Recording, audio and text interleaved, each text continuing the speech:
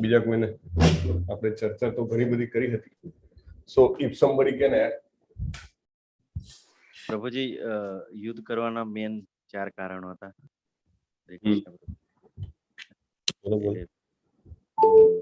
તો દયા હતી, પછી આનંદ નથી, અને કુળનો નાશ થશે.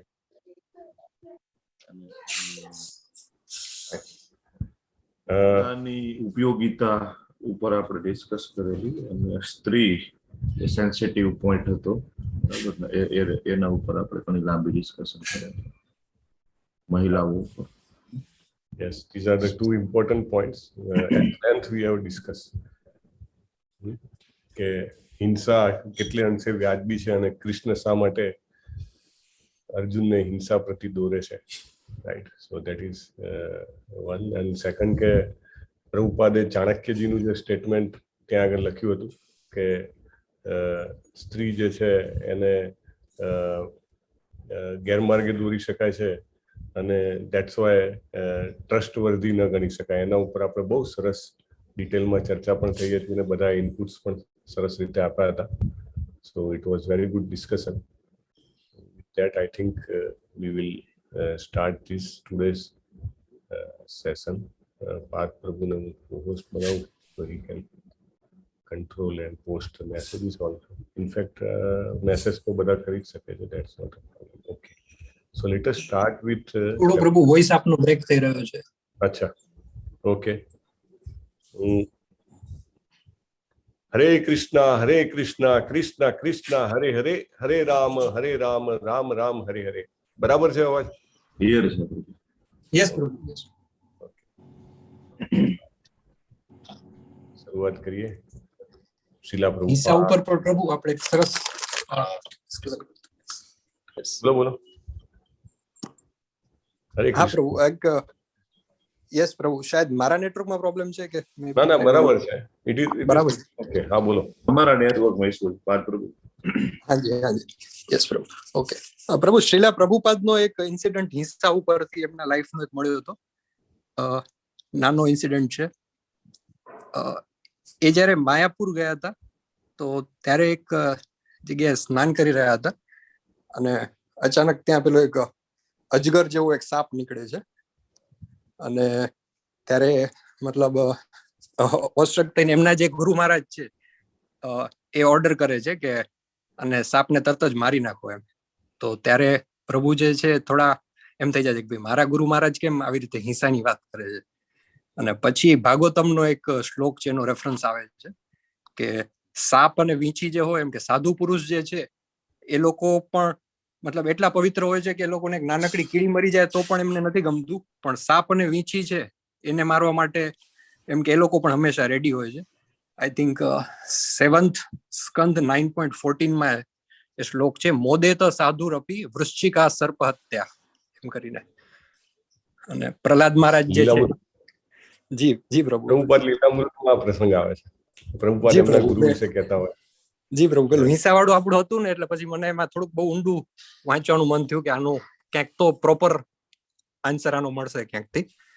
તો એમાં બહુ ક્લિયરલી કીધું છે. પ્રહલાદ મહારાજ જે છે પેલું હિરણ્યકશિપુ એમના ફાધરનું એક્ઝામ્પલ લઈને પૂછે છે 7મા સ્કંદમાં, એમ કે હિરણ્યકશિપુને કે ભાઈ એ સાપ અને વીંછી જેવો માણસ હતો તો એને મારવાથી સંસારનો છે સાર જ થશે, અને એકચ્યુઅલી એના મૃત્યુ પછી પૃથ્વી ઉપરથી ઘણો બોજ હલકો થઈ ગયો. એટલે પ્રભુ જે ભગવાન છે નરસિંહ અવતાર સ્વરૂપે આવીને કાર્ય કરે છે. એટલે એમાં પણ જસ્ટિફિકેશન છે શ્લોકમાં કે ભાઈ સાધુ પુરુષો એમ કે જે છે કે કીડીને મારવાથી પણ જેને દુઃખ થતું એ લોકો પણ આને મારવા માટે તો એમ કે છે કે ભાઈ મારવા જ જોઈએ આને તો. Yes, that is right. અને ઇસ્કોન પર છે ને, આપણે આજે પણ આજના ચેપ્ટરમાં ડિટેલમાં જોશું એનું ઇસ્કોનનું શું પોઝિશન છે એ પણ આપણને આજના ચેપ્ટરના ચર્ચામાં આપણે કવર કરીશું, right? So it is very much apt example. Yes, rightly છે. અને આઈ થિંક લીલામૃતના શરૂઆતના 15 ચેપ્ટરમાં જ આવે છે. જી બ્રો, 1933 નો છે incident, 1933 no. Yes. Very nice. Thank you for sharing. And this makes everybody to ignite. Please keep searching and keep sharing. HARIBOL, Hare Krishna. Sarasik. શીલા પ્રભુપાદ કી જય. જય. કંઈક ઈકો આવે છે ક્યાંકથી. ઓકે, ચાલો લેટ અસ સ્ટાર્ટ. પ્રથમ unit કહેવાય છે 1 થી 6 ચેપ્ટરને, અને એનો આ એકચ્યુઅલી લેસન 3 છે. લેસન 3 માં પહેલા 11 શ્લોક જે છે બીજા અધ્યાયના, એને આપણે ચર્ચા કરવાનો પ્રયત્ન કરીશું, ન્યાય આપવાનો પ્રયત્ન કરીશું. તો પાઠ 2 માં શું શું છે? તો પાઠ 2 માં આ બધા પોઈન્ટ્સ છે. May I request one of the participant કે તમે વોલેન્ટિયર કરીને આ વાંચી શકો પાઠ 2 ના સમીક્ષામાં. હરે કૃષ્ણ. વાંચો પ્રભુજી. જી જી वाचो वाचो. सीता प्रभुपाद की जय. जय. अर्जुन के युद्ध न करने के पहले 4 कारणों की पहचान की. राजवंश के विनाश की ओर ले जाने वाले प्रतिशील कदमों को सूचीबद्ध किया. महिलाएं आमतौर पर बहुत बुद्धिमान नहीं होती है. कथन के उपयुक्त और उपयुक्त अनुप्रयोग पर चर्चा की गई. हिंसा की उपयोगिता के सिद्धांत के उपयुक्त और उपयुक्त अनुप्रयोग पर चर्चा की. થોડુંક રિપીટેશન છે. Okay, thank you. Hare Krishna. Same thing. આપણે પાર્ટ 2 એટલે ચેપ્ટર 2 નહીં, પાર્ટ 2 એટલે કે લેસન 2 જે ગઈ વખતે થયું હતું એ. ઓકે, વર્ણાશ્રમ નથી, વર્ણાશ્રમ ધર્મના સિદ્ધાંત ઉપર પ્રભુપાદનું આ સ્ટેટમેન્ટ છે. પહેલા અધ્યાયના 39માં અને 40માં ના ભાવાર્થમાં આપેલું છે. સો અગેન બીજું કોઈ વાંચી શકે છે? हरे कृष्ण प्रभु जी. वाचो. हाँ जी. वर्णाश्रम धर्म के सिद्धांतों को इस तरह से डिजाइन किया गया था कि राज्य और समुदाय की सामान्य आध्यात्मिक प्रगति के लिए अच्छी आबादी समाज में प्रबल होगी. हरे कृष्ण. हरे कृष्ण. तो વર્ણાશ્રમ ધર્મની જે પરિભાષા છે એ શું છે? એમાં 2 પ્રકારના કર્તવ્યોની વાત છે. વ્યાવસાયિક કર્તવ્ય અને નિર્ધારિત કર્તવ્ય. એ શું છે આપણે સમજીશું. આપણે એને અલગ અલગ ભાગમાં વહેંચીએ તો આ 4 ભાગ છે એકચ્યુઅલી એના. કુળ ધર્મ, જાતિ ધર્મ, સ્વધર્મ અને સ્વકર્મ. આ બધું ભેગું થાય ત્યારે વર્ણાશ્રમ ધર્મમાં ની જે ફરજો છે, જે કર્તવ્ય જે છે એ આ 4માં વહેંચી શકાય. કુળ ધર્મ તો કે પારિવારિક પરંપરા જે હોય, આપણા કુળમાં ચાલી આવતી હોય, ઘણા સમયથી એ વસ્તુ પ્રિવેલન્ટ હોય કુળમાં, કે આ ટાઈપની પૂજા થતી હોય, પિતૃ તર્પણ થતા હોય, પર્ટિક્યુલરલી કોઈ જગ્યાએ તમે જેને કહેવાય કે યજ્ઞ દાન તપમાં ઇન્વોલ્વ થતા હો. તો આ બધું જે છે એ કુલ ધર્મ પારિવારિક પરંપરાઓમાં આવે છે. ઘણી બધી પારિવારિક પરંપરાઓ હોય દરેક વ્યક્તિને પોતપોતાના કુલ પ્રમાણે. 1.39 એટલે પહેલા અધ્યાયના 39માં શ્લોકમાં એની વાત કરવામાં આવી હતી. પછી જાતિ ધર્મ, જે પહેલા અધ્યાયના 42માં શ્લોકમાં વાત થઈ કે સામુદાયિક પરિયોજનાઓ, દાખલા તરીકે કે આખું ગ્રુપ હોય. જાતિ મીન્સ કે આખું ગ્રુપ. આપણે અત્યારે જાતિ ધર્મ એટલે મોસ્ટલી આપણે જેમ કહેવાય કે અલગ અલગ જાતિઓ છે એ પ્રમાણે, પણ એકચ્યુઅલ ઓરિજિનલી વી ડિસ્કસ, અને હવે આગળ પણ ડિસ્કસ કરીશું કે જાતિ એટલે શું અને ક્યાંથી એનો ઉદ્ભવ થયો છે એ આપણે આમાં આવશે. પણ એવી કે જે જોઈન્ટલી ઘણા બધા લોકોનું જોઈન્ટ એન્ડેવર હોય, રાઈટ, કે બધા ભેગા થઈને કરતા હોય. પછી ત્રીજું છે સ્વધર્મ, પોતાના ધાર્મિક સિદ્ધાંતો, રાઈટ. 31, 32 ને 33મો શ્લોક બીજા અધ્યાયમાં એની વાત આવે છે. અને પછી છે સ્વકર્મ, એટલે કે તમારું જે કર્મ હોય, તમારા પોતાના રોલ રિસ્પોન્સિબિલિટી પ્રમાણે આપણા જે કંઈ પણ સામાજિક ફરજો હોય એ જે છે સ્વકર્મમાં આવે છે. શું છે આ બધું આપણે જોઈએ છીએ. તો અગેન વન મોર સ્ટેટમેન્ટ, કારણ કે ફોકસ ઓફ ફર્સ્ટ ટુ 11 શ્લોકાસ, પહેલા 11 શ્લોક જે છે બીજા અધ્યાયના, એનું ફોકસ છે વર્ણાશ્રમ ધર્મ. ઓકે, તો વર્ણાશ્રમ ધર્મ ઉપર થોડું વધારે ડીપમાં જવાનું છે આપણે. તો યસ, આ સ્ટેટમેન્ટ બીજું કોઈ વાંચશે કે જેણે હજી સુધી ન વાંચ્યું? હરે કૃષ્ણ. हरे कृष्ण प्रभु। जी। मानव सभ्यता वर्णाश्रम धर्म की अवस्था से प्रारंभ होती है या प्राप्त शरीर की प्रकृति के विशिष्ट गुणों के संदर्भ में विशिष्ट कर्तव्यों का पालन करती है। 2.31 एक्चुअली ह्यूमन कल्चर जे छे, मानव जातिનું કલ્ચર જેને કહેવાય, સંસ્કૃતિ જેને કહેવાય, સભ્યતા એટલે સંસ્કૃતિ, સંસ્કૃતિની શરૂઆત જ વર્ણાશ્રમ ધર્મ છે. બહુ જ ઇમ્પોર્ટન્ટ કોન્સેપ્ટ છે આ, રાઈટ? કોઈ જગ્યાએ સંસ્કૃતિ કે કલ્ચરનું નામ નિશાન ન હોય, ન ગણી શકાય કે જ્યાં સુધી વર્ણાશ્રમ ધર્મને પાલન ન થતું હોય. એટલું સોલિડ સ્ટેટમેન્ટ છે પ્રભુપાદનું એમના લેક્ચર્સમાં, રાઈટ? કોઈ સંસ્કૃતિને સંસ્કૃતિ જ ન કહી શકાય કે જો એમાં વર્ણાશ્રમ ધર્મ ના હોય. આપણને આશ્ચર્ય થાય કે Y it is so, how it is so. આપણે ડેફિનેટલી એની ચર્ચા કરશું, પણ મેઇન પાયો જે છે એ સિવાય કોઈ એમ કે અમારું તો કલ્ચર, દાખલા તરીકે લોકો યુકે જાય કે આઈ મીન યુરોપિયન કલ્ચર, એ લોકોને બહુ જ પોતાના કલ્ચર પ્રત્યે ઘમંડ કે અમે તો ચિત્રકલામાં, કોઈ પણ બધી જાત જાતની આર્ટ્સમાં, અમે સાયન્સમાં, અમે લાઈક એસ્ટ્રોલોજીમાં ઓર એસ્ટ્રોનોમીમાં અમે બહુ બધા આગળ છીએ. But that is not a culture. Prabhupada બહુ જ ક્લિયરલી ગીતાનો બેઝ લઈને કહે છે, culture is the one which is based on વર્ણાશ્રમ.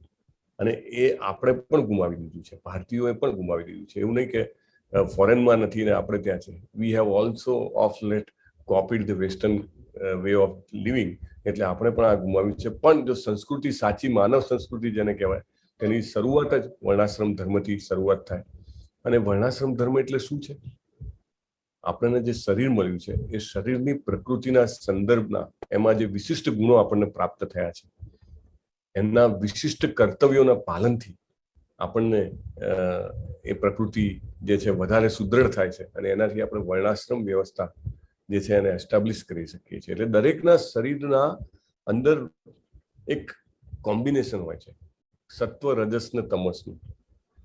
આપણે 15મા ચેપ્ટરમાં જાશું ને જ્યારે આજ લેવલ 4માં, ત્યારે આપણે એમાં એક એનાલિસિસ કરશું અને એ એનાલિસિસ પરથી દરેક વ્યક્તિ પોતાના પ્રકૃતિના ગુણોના કેટલા પર્સન્ટેજ છે એ પણ કાઢી શકશે, રાઈટ? બહુ સરસ.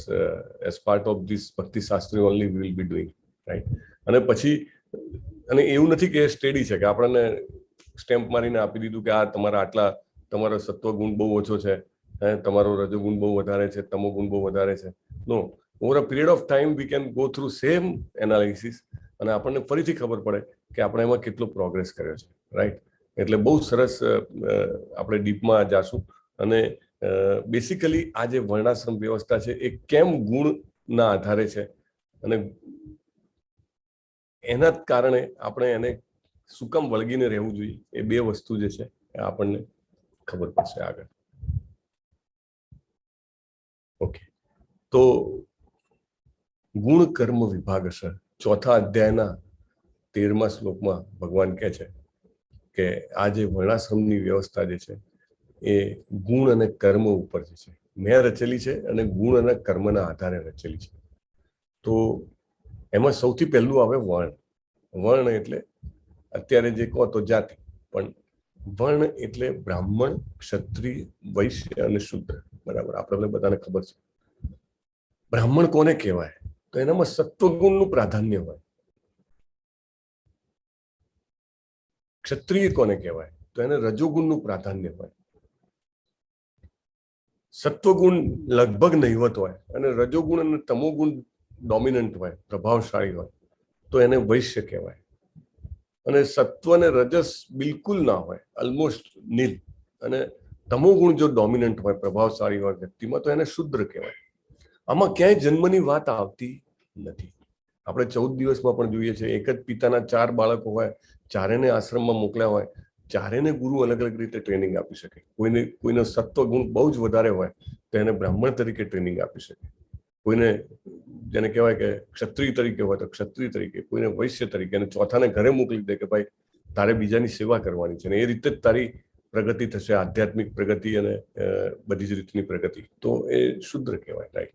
એટલે કોઈને શુદ્ર જન્મે નથી કીધેલા, રાઈટ? ઇસ્કોન શું કરે છે? મોટો પ્રશ્ન છે. પ્રભુપાદ હેઝ એનાલાઇઝડ ગુરુ પરંપરામાં જે કંઈ પણ જ્ઞાન મળ્યું એના બેઝ ઉપર આજે સમાજમાં ખોટ છે બ્રાહ્મણની. જન્મે તો બ્રાહ્મણ કેટલાય છે, રાઈટ, કરોડો છે, પણ રિયલી જેનામાં સત્વગુણનું પ્રાધાન્ય હોય એવા લોકો છે જ નહીં. પ્રભુપાદ એમના લેક્ચરમાં બહુ ડિટેલમાં કહે છે કે બ્રાહ્મણો છે, those are the brain of the society, right. They will decide the direction, દિશા નક્કી કરશે. ઇવન એમને તો એવું કીધું ખાલી 5% લોકો ઇફ દે કેન ડેવલપ સત્વગુણ અને બીકમ રિયલ બ્રાહ્મણ, તો એ આખી માનવ સમાજને તારી શકશે. કારણ કે એટલું બળ હોય સત્વગુણનું બ્રાહ્મણ સમાજનું બળ. તો ઇસ્કોન જે છે એની અત્યાર સુધીનું પ્રાઇમરી ફોકસ જે છે એ કે લોકોમાં સત્વગુણ વધે અને વિશુદ્ધ સત્વનો પ્રયાસ કરવાથી સ્વાભાવિક રીતે સત્વ વધશે. એટલે સત્વ ઇઝ નોટ ટાર્ગેટ, પણ વિશુદ્ધ સત્વ એટલે ભગવાનની ભક્તિનો ટાર્ગેટ કરવાથી ઓટોમેટિકલી સત્વ તો આવવાનું જ છે. ઘણા બધા લોકો કે જે બહુ જ ડિફિકલ્ટ હોય કે ચા નથી છૂટતી પણ છૂટી જાય છે, રાઈટ. ઘણા બધા લોકો જે છે એ જેને કહેવાય ડુંગળી લસણ હોય તો એ છૂટી જાય છે, right. It's so easy after coming to good association, right. એટલે બ્રાહ્મણ જે છે એ સત્વગુણના પ્રાધાન્ય વાળો હોય એવો સમાજ કહી શકાય. અને સમાજમાં એની કમી છે અને એટલા માટે સમાજનું બ્રેઇન તૈયાર કરવા માટે ઇસ્કોન ઇઝ ફોકસિંગ ઓન બ્રાહ્મણ. એવું કે ઇસ્કોન કેમ શસ્ત્રો નથી ઉપાડતું અથવા એના માટે પ્રેરણા નથી આપતું? Because the training is more focused on Brahmin, on sattvaguna development. Anyway પ્રભુપાદનું જે વિઝન છે ને, પ્રભુપાદનું vision if you study in various books, his vision is to establish a proper varnashrama society, right. જે મેં તમને વાત કરી હતી અર્લિયર ઓલ્સો કે there are many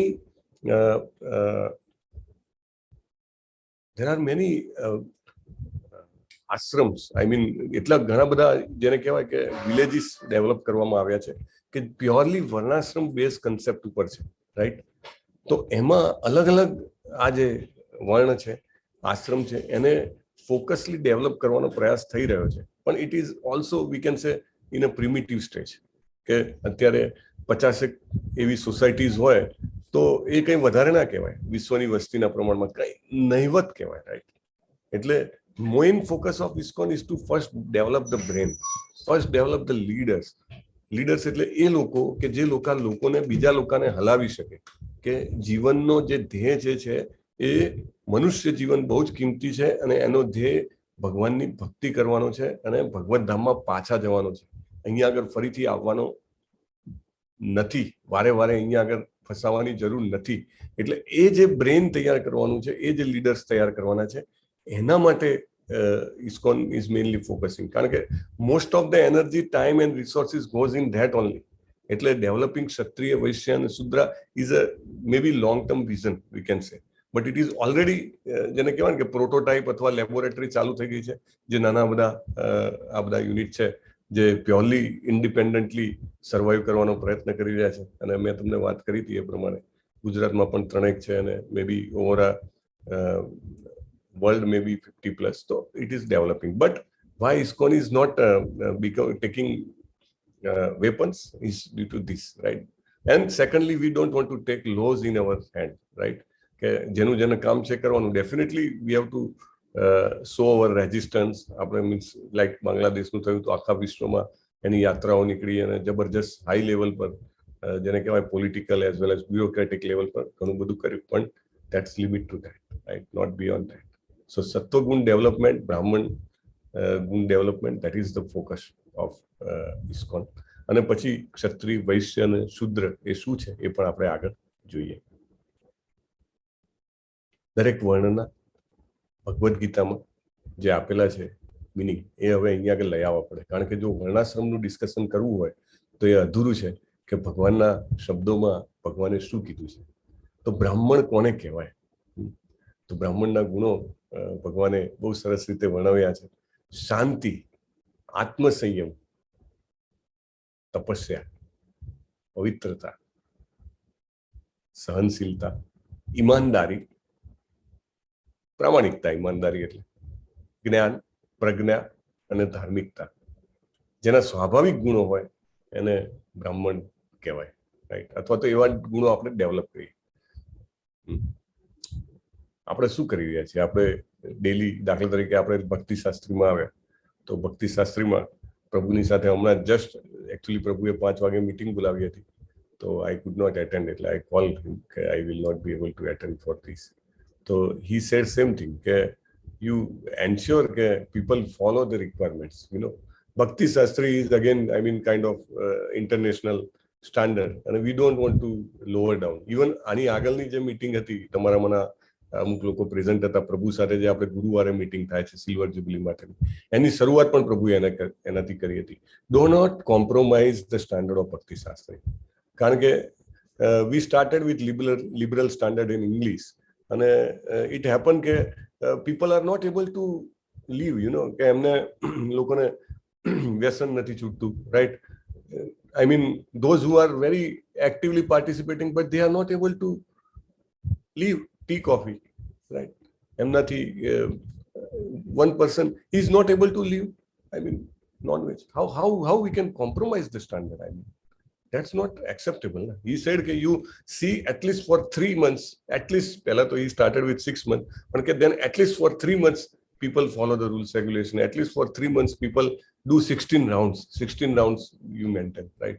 Then we take it to Bhakti Shastri. Why it is that we want to develop these qualities, right? It will not happen without these qualities. બરાબર? આ ગુણો જોશે આપણને બધાને. ને આ ગુણો ક્યારે આવશે? કે જ્યારે આપણે આપણા જે અંદર મૂળિયા કરી ગયા છે એ જે વસ્તુઓ જે છે એને ઉખાડીને બહાર ફેંકી દેશું, રાઈટ? ત્યારે આપણે શાંતિ સાચી મહેસૂસ કરીશું. when we take intoxication like tea or coffee, your heart beats increases, right? Immediately, and it pumps more blood into the circulation. Even any સાથે તમે if you take with sugar, right? So obviously sugar works like intoxication. Sugar is additional intoxication. So શાંતિ પછી ક્યાંથી? પછી તો એકદમ રજોગુણ આવે ને, ચાલો ચાલો ચાલો હવે શું કરવાનું છે. So anyway that is required for Brahmin karma also, પણ એનું જે ઇન્ટેન્ટ હોય એ આખું અલગ હોય, રાઈટ? એટલે વેરી ક્લિયરલી આપણે બધા જે કંઈ પણ છીએ અહીંયા આગળ, વી આર વેરી પ્રિવિલેજ કે આપણને પ્રભુપાદનું આશ્રય શરણ મળ્યું છે, અને આપણે આપણા જીવનને એક ઉદાહરણી બનાવીએ કે એકવાર ભક્તિ શાસ્ત્રી થાય તો you will be all leading, you will be preaching, અને તમે બધા જે કેટલાય બીજા આત્માઓને શ્રી કૃષ્ણના ચરણોમાં લઈ આવશો પ્રભુપાદના માર્ગદર્શનમાં, તો એના માટે આ ગુણો બહુ જરૂરી છે. So please my humble request to all કે kindly be very stringent in all the commitments what we have given for Bhakti Shastri, અને that will definitely help us only. એવું નથી કે આપણે બીજા કોઈને હેલ્પ કરવા માટે કરી રહ્યા છીએ, રાઈટ? અને આ બધા ગુણો છે ઓટોમેટિકલી વિકસે. પ્રભુપાદે કીધું છે તમે 16 માળા રેગ્યુલર કરો તો ખરા, તમે 4 નિયમોનું પાલન કરો તો ખરા. He has promised to Vrindavan, Goloka Vrindavan, ત્યાં આગળ લઈ જશે, તો પછી અહીંયા આગળ તો આ ગુણો વિકસશે જ ને, કેમ નહીં વિકસે, right? But we have to follow this for very religiously. Next is Kshatriya. Yes, I think better છે પાર્ટિસિપન્ટ્સ વાંચશે તો સારું છે, કારણ કે આ qualities are very important. Yes, anybody wants to read જેણે હજી સુધી ના વાંચ્યું હોય? હરે કૃષ્ણ. હરે કૃષ્ણ. હરે કૃષ્ણ. ક્ષત્રિયોની ક્વોલિટી: વીરતા, શક્તિ, दृढ़ संकल्प, साधन संपन्नता, युद्ध में साहस, उदारता और नेतृत्व क्षत्रियों के काम के स्वाभाविक रूप. हरिबोल. સરસ. વીરતા સ્વાભાવિક છે, વીરતા બતાવી જ પડે, અને ક્ષત્રિય વીરતા ના બનાવે તો સમાજમાં અવ્યવસ્થા ફેલાવાના બહુ જ ચાન્સીસ છે, રાઈટ? સરહદ પર ઉભો રહેલો સૈનિક એવું કહે કે મારે તો અહિંસા જોઈએ છે, તો ના ચાલે, રાઈટ? અથવા તો પોલીસ અથવા તો જજ હોય, ન્યાયાધીશ, એવું કહે કે હું અહિંસા કરું, ના ચાલે ને. હી has to give a decision. એનો નિર્ણય આપવાનો છે કે શું સજા કરવાની છે, એટલે he has to be like that. બીજું કે શક્તિ પણ હોવી જોઈએ. જે દેશ નબળો હોય તો એના બીજા આજુબાજુ વાળા કનડવાના જ છે, રાઈટ? શક્તિ પણ જરૂરી છે. એવી રીતે દ્રઢ સંકલ્પ, સાધન સંપન્નતા, રિસોર્સફુલનેસ. રિસોર્સફુલનેસ ઇઝ વેરી ઇમ્પોર્ટન્ટ. લાઈક અત્યારે આપણે બધા આ પ્રભુપાદની ચળવળમાં ભાગ લઈ રહ્યા છીએ, તો it requires lot of resources, right? સૌથી પહેલું તો resource is a manpower. નામનિષ્ઠ પ્રભુજી કહેતા હતા કે we need at least half a dozen new brahmacharis. You know why his focus is on youth batch is ke we got couple of brahmacharis and they joined during Vrindavan Yatra online course na karane. Can you imagine? So but then that resourcefulness is very necessary. એટલે to some extent in spreading the Krishna consciousness, some kshatriya qualities are also important, right? કે resourcefulness હોય તો we can do the things more easily, બહુ fast થઈ શકે અને સારી રીતે થઈ શકે, રાઈટ? હવે આપણે બધાની પાસે ઇન્ટરનેટ કનેક્શન હોવું જોઈએ. ઇન્ટરનેટ કનેક્શનમાં જો કાંઈ તકલીફ હોય તો આપણું જે કંઈ પણ કાર્ય છે વ્યવસ્થિત ન થઈ શકે. ઇન્સ્ટ્રુમેન્ટ વ્યવસ્થિત હોવું જોઈએ, રાઈટ? કારણ કે આપણું આખું જ સંસાધનો જ આપણા બધા ઓનલાઈન છે, right? So even ISKCON ministry has now recognized this, and like batch after batch of teacher training is also getting announced. We will discuss after the class with teachers. So but Bhakti Shastri participants can also go for teachers training. That's why I'm telling. So sadhan sampannata is very important, right? We have to do some endeavor which helps for Krishna consciousness. સાધન સંપન્નતા એવી નહીં કે મને મારા ઇન્દ્રિય તૃપ્તિ માટે કામ લાગે, હું મોટા મહેલ જેવા ઘર બનાવું, હું એટલું બધું જેને કહેવાય કે બધું ભેગું કરું, નહીં. But for at least Krishna consciousness what is required. ક્ષત્રિયોમાં અગેન આગળ યુદ્ધમાં સાહસ કરવું જરૂરી છે, રાઈટ? પોતાની જાનને જોખમમાં મૂકીને પણ એ લડે છે અને જીતવાનો પ્રયત્ન કરે છે. ઉદારતા એટલે માફી આપવાની ઉદારતા. That is also another important aspect કે જે બળવાન હોય ને એ માફ કરે તો એને માફી આપી કહેવાય. નબળો માણસ માફ કરે તો પછી એને એવું કહેવાય કે પેલી દ્રાક્ષ ખાટી છે, એ નહીં. એ ટાઈપની ઉદારતા. અને નેતૃત્વ, લીડરશિપ પૂરી પાડવી. આજે આપમાંના બધા જે છો એ બધાએ કેટલાય બધા લોકોને કૃષ્ણના માર્ગે લઈ આવીનો પ્રયત્ન કરી રહ્યા છો, અથવા તો ભવિષ્યમાં તમે એ કાર્યમાં જોડાશો કોઈ પણ રીતે, એને કે નહીં. તો નેતૃત્વ એ પણ બહુ મહત્વનો ગુણ છે. તો આ બધા જે ગુણ છે એ ક્ષાત્ર ગુણો કહેવામાં આવે છે. ભગવદ્ ગીતા 18.43. નેક્સ્ટ. હરે કૃષ્ણ. ખેતી, ગોરક્ષા ઓર વ્યાપાર 44મા શ્લોકમાં કીધું છે વૈશ્યના વિશિષ્ટ કર્તવ્ય છે. ખેતી વીનો, બરાબર. ઓફ લેટ ઘણા બધા લોકો ખેતીમાંથી બહાર આવી ગયા છે, છતાં પણ ખેતી એ ભારતનો જીડીપીનો મેઇન કન્ટ્રીબ્યુટર છે, રાઈટ? નોટ ઓનલી ભારતનો, internationally also still farming is one of the main contributor. ગૌરક્ષા કીધું છે, right? Very important aspect. Maybe in further sessions we will have a discussion on this, not today. But એ ખાલી વૈશ્ય કે વાણિજ્ય માટે નથી. ગૌરક્ષા એ આપણા ધર્મનો પણ બેઝિસ છે, તે આપણે સ્ટડી કરશું. અને વ્યાપાર, વાણિજ્ય. શુદ્ર એ શું કરવાનું છે? શ્રમ અને બીજાની સેવા કરવાની છે. ભગવદ્ ગીતા 18.44. આ આપણે જે ચર્ચા કરી એમાં કંઈક ઉડીને આંખે વળગી આવે એવું છે. બ્રાહ્મણ અને ક્ષત્રિય માટે જે ભગવાને કીધું અને વૈશ્ય અને શુદ્ર માટે જે કીધું, એ બેમાં એક ઉડીને ખેંચી આવે આપણો એવો એક ડિફરન્સ છે. તમે જો નોટિસ કર્યો હોય તો કોણ કહેશે એના વિશે? આ બ્રાહ્મણનું વિશે ભગવાને જે કીધું એ, રાઈટ? પછી આ ક્ષત્રિય વિશે જે કીધું એ, પછી વૈશ્ય વિશે જે કીધું એ, અને પછી આ શુદ્ર વિશે જે કીધું એ. Can you try? આમાં એવું નથી કે કાંઈ સાચું ખોટું, આપણે પછી એની જે પોઈન્ટ પર પણ તમને લઈ જવા માંગુ છું એ આપણે વાત કરશું, પણ છતાંય મહત્વનું છે કે તમે જો એમાં થોડુંક વિચારવાનો પ્રયત્ન કરો તો બહુ સારું. હરે કૃષ્ણ. બ્રાહ્મણ અને વૈશ્ય માટે જે ભગવાને કીધું છે, અને બ્રાહ્મણ અને ક્ષત્રિય માટે જે કીધું છે અને વૈશ્ય અને શુદ્ર માટે કીધું છે, એ બેમાં એક મૂળભૂત તફાવત છે.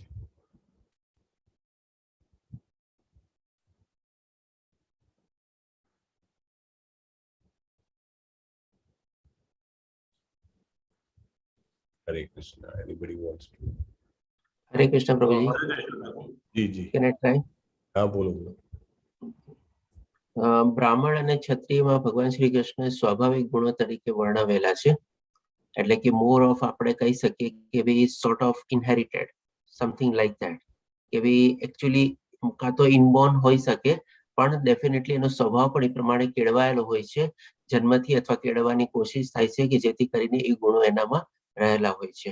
અને શુદ્ર અને વૈશ્યમાં ભગવાન શ્રી કૃષ્ણ મોર આપણે એક્ટિવિટી બેઝ ઉપર કીધેલું છે કે ભાઈ ગૌરક્ષા, પછી શ્રમ કરવો શુદ્રનો, અને બીજાની સેવા કરવી. It is most of activity based. અને ઓલામાં જે છે આપણે એનો સ્વભાવજન્ય છે, એટલે એ રીતે આપણે મેઇન ડિફરન્સ તરીકે આપણે ડિફરન્શિએટ કરી શકીએ. આઈ tried my best. Yes, very almost very clear, Prabhu. Thank you very much. Yes, anybody wants to add? I think clear. Physical level ઉપર પ્રભુ થોડું પેલા બેમાં ફિઝિકલ લેવલ ઉપર વધારે છે ને આ બેમાં થોડું ઇન્ટેલેક્ચ્યુઅલ લેવલ પર વધારે. Yes. Very correct. So હરે કૃષ્ણ પ્રભુ. હરે કૃષ્ણ. બોલો. આમાં પહેલા બે જે હતા બ્રાહ્મણ અને ક્ષત્રિય, એમાં લીડ કરીને નેતૃત્વ કરીને સમાજની સારા રસ્તે લઈ જવાનું બતાવે છે, જ્યારે વૈશ્ય અને શૂદ્રમાં મતલબ આસિસ્ટ કરીને, સમાજને આસિસ્ટ કરીને એ રૂટીન કામ કરવાનું કહે છે એમાં. ધન્યવાદ. Yes, Ketan Prabhu, Parth Prabhu, Jignesh Prabhu. Yes, all three very near and very correct. Actually, બ્રાહ્મણ અને ક્ષત્રિયમાં જેમ વાત થઈ એમ ગુણો ઉપર ભાર મૂક્યો છે, ગુણો કેળવવાના છે, રાઈટ? એ લેવલ ક્વોલિટીઝ ઉપર છે, ક્વોલિટીઝ પરનું લેવલ છે. જેવી રીતે આપણે વાત કરીએ એમ intellectual or whatever you say કે સ્વભાવજન્ય કહો છો, પણ main focus is on qualities. એ ગુણો કેળવવાના છે જીવનમાં, રાઈટ? ન હોય બધા કંઈ એના સાથે ન જન્મ્યા હોય, પણ આપણે જો પ્રયત્ન કરીએ, આપણે એવા સંઘમાં રહીએ તો આપણે પણ આ ગુણો કેળવી શકીએ, રાઈટ? તો એ ગુણો કેળવવાના છે. જ્યારે બાકીનું બે જે છે, જે તમે બધાએ કીધું એ પ્રમાણે, એમાં માત્ર ને માત્ર ઓક્યુપેશન પર ભાર મૂક્યો છે. એટલે શું કામ કરવાનું છે, ધેટ્સ ઓલ. કામ પાછળની શું ભાવના છે, કામ પાછળનું શું અન્ડરસ્ટેન્ડિંગ છે, સમજ શું છે, એની ઉપર ભાર નથી મૂક્યો, રાઈટ? ખાલી એ લોકો આટલું કરશે તો પણ એમની પ્રગતિ થશે ક્રમે. ભગવાને જ આ વ્યવસ્થા કરી છે. ઓકે, એમનું અન્ડરસ્ટેન્ડિંગ એટલું બધું છે નહીં, that's all right, no problem. You just do ખેતી, ગૌરક્ષા અને વ્યાપાર, અથવા તો તમે શૂદ્ર જે છે તો શૂદ્રને કીધું છે કે તમે શ્રમ કરો, મહેનત કરો અને બીજાની સેવા કરો. That's enough. કારણ કે પ્રકૃતિએ ગુણો જ એમને નથી આપ્યા. મેઇનલી રજ અને તમ છે. રજ અને તમમાં વ્યક્તિ શું કરી શકે? વ્યક્તિ આ જ કરી શકે, આનાથી વિશેષ કશું ન કરી શકે. અને ભાગવતમમાં આવે છે કે કલૌ શુદ્ર સંભવા. કલયુગમાં માત્ર ને માત્ર લગભગ બધા જે છે એ શુદ્ર તરીકે જ બિહેવ કરે છે. ભલે ગમે તેટલા પોતાની જાતને આપણે ઇન્ટેલેક્ચ્યુઅલ માનીએ અથવા ગમે તેટલા આગળ પડતા માનીએ, પણ 99.99% જે છે એ ક્યારેય પોતાના મનુષ્ય જીવનના મહત્વ વિશે સમજી શકતા નથી, રાઈટ? જેને આગળ ભગવાન જે કહે છે, આપણને અર્જુનને અનાર્ય તરીકે વર્ણવશે, રાઈટ? તો માનવ જીવનનું મહત્વ ન સમજવું એ કરીને માત્ર શ્રમ કરીને કરવું. અને મોટા ભાગે કલયુગમાં જે રીતે બધા જોબ સિકર્સ હોય છે, રાઈટ? જોબ કરે, રાઈટ? ફોકસ ઇઝ કે લોકોને એવા ટ્રેન બનાવો કે જે આવીને બીજાની નોકરી કરી શકે, રાઈટ?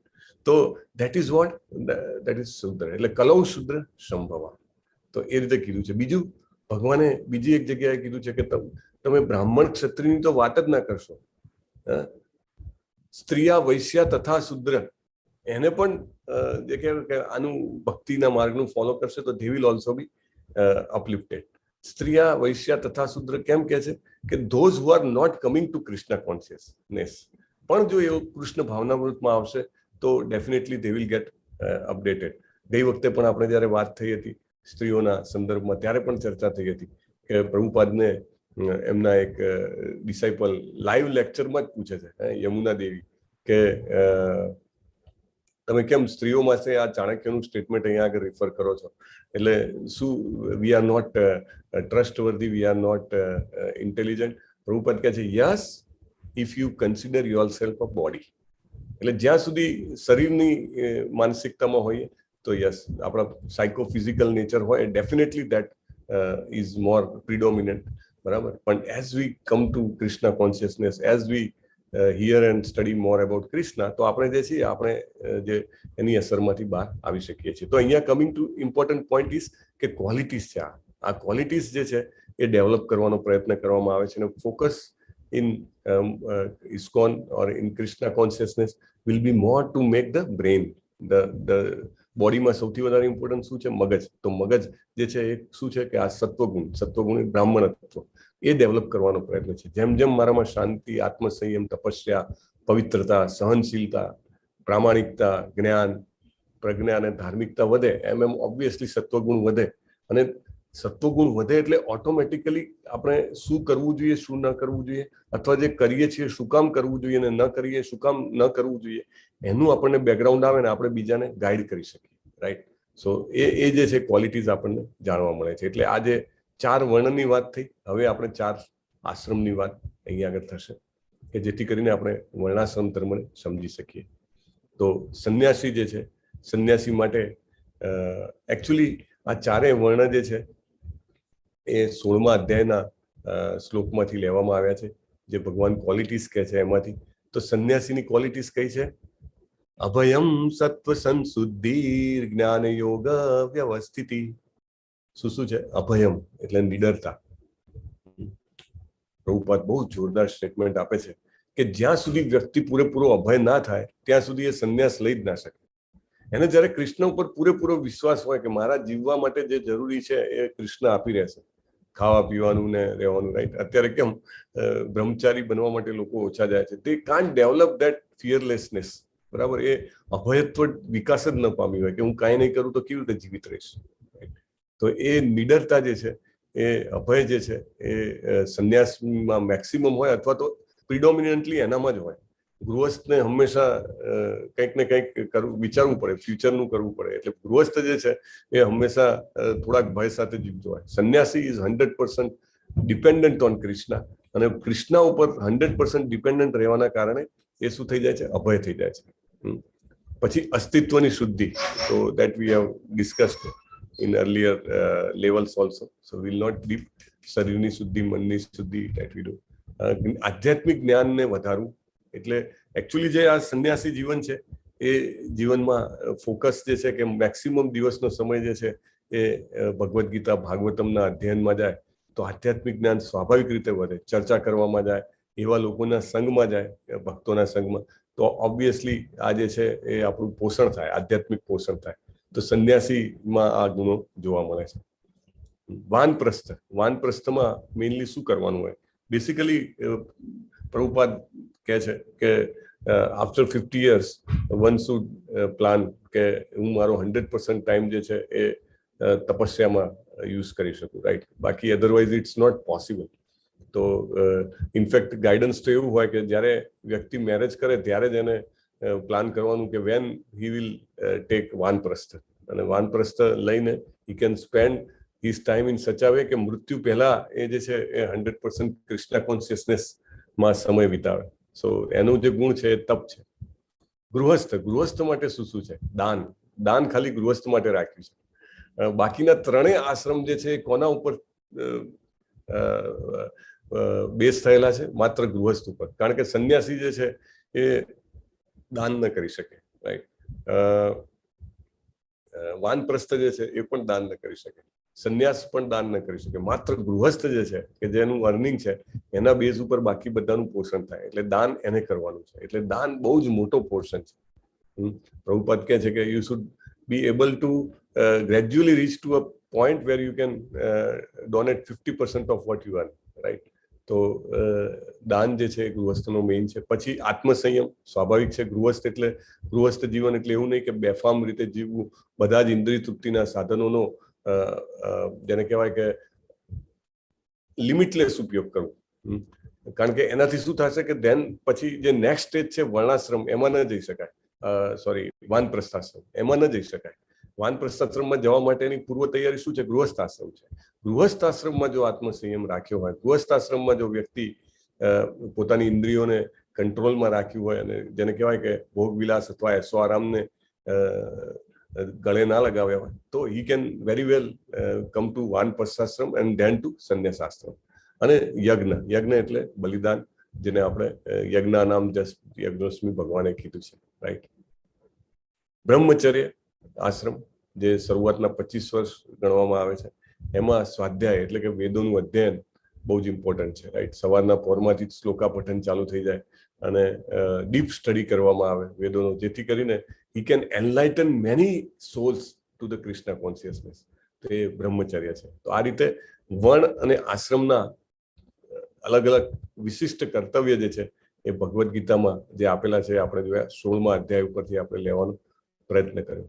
હવે અર્જુન જે છે એ યુદ્ધ ન કરવાના 4 કારણ જે આપે છે, જેને અર્જુન વિષાદ યોગ કહેવામાં આવે છે. તો એ કારણોમાં લાઈક દયા હતું, જે પહેલા અધ્યાયના 27મા શ્લોકમાં, 30 થી 35માં આનંદ નથી, પાપી પ્રક્રિયાઓ અલગ અલગ જગ્યાએ, અને કુલ ધર્મનો વિનાશ એ 37 થી 43માં આપ્યું હતું. તો હવે એને આપણે કેવી રીતે વર્ણાશ્રમ સાથે કનેક્ટ કરીએ છીએ એ અહીંયા જોશું. હા, કોઈ વાંચી શકશે? આ yes Prabhuji. Yes please. Varnashram. Okay please મત.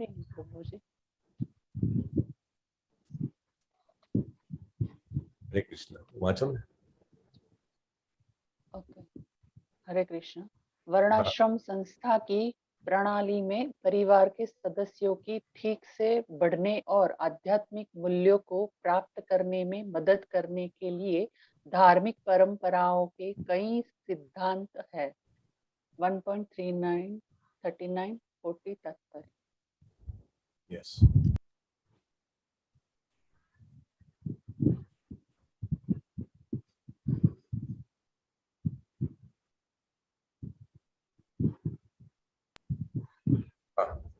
તો વર્ણાશ્રમ વ્યવસ્થા શું કામ કરવાની? તો પ્રભુપાદ કહે છે કે જે બી ફેમિલી મેમ્બર્સ છે એ બધાને રિયલ સ્પિરિચ્યુઅલ વેલ્યુઝ જે છે, આધ્યાત્મિક મૂલ્યો, એને પ્રાપ્ત કરવામાં મદદ મળે છે. એટલે એ બેઝ છે ધર્મના સિદ્ધાંતોનો, એ પાયો છે. વર્ણાશ્રમ ધર્મ પાલન કરવાનું શું પરિણામ છે એ અહીંયા આગળ આપેલું છે. યસ પાર્થ પ્રભુ. वर्णाश्रम धर्म का पालन करने का परिणाम उच्च प्राधिकारियों के आदेशों के अनुसार कार्रवाई के किसी भी क्षेत्र में अपने विशिष्ट कर्तव्य का निर्वहन करने से व्यक्ति को जीवन के उच्च स्तर तक ले जाने में मदद मिलती है। 2.31 तात्पर्य। પ્રભુપાદ લેક્ચરમાં એક જગ્યાએ એવું કીધું છે કે 100 જન્મો સુધી વ્યક્તિ જો પોતાના વર્ણાશ્રમ ધર્મનું યોગ્ય રીતે પાલન કરે તો એ બ્રહ્મલોક સુધી ગતિ કરી શકે છે. લાઈક કોઈ બ્રાહ્મણ ધર્મનું પાલન કરતો હોય, if he 100% committedly, if he follows, let's say for one birth, then again he will get another birth, second birth, third birth. 100 જન્મો સુધી કરે તો he will get to Satyalok, Brahmlok સુધી એ જઈ શકે છે. એટલે આ સિસ્ટમ જે છે ભગવાને આપેલી છે અને એનો પાવર છે, એનામાં શક્તિ છે, રાઈટ. તો એને આપણને સ્વર્ગના દ્વાર ખોલે છે એવું કહી શકાય 2.32માં જે કીધું છે. એટલે અર્જુન જે કહે છે કે હા, અહીંયા આગળ આવી ગયું સ્ટેટમેન્ટ. ગ્રેટ. શ્રીમદ ભાગવતમ તાત્પર્યમાં. ઓકે, યસ, વાંચો ને. Who can read? वाचो प्रभु जी। जी.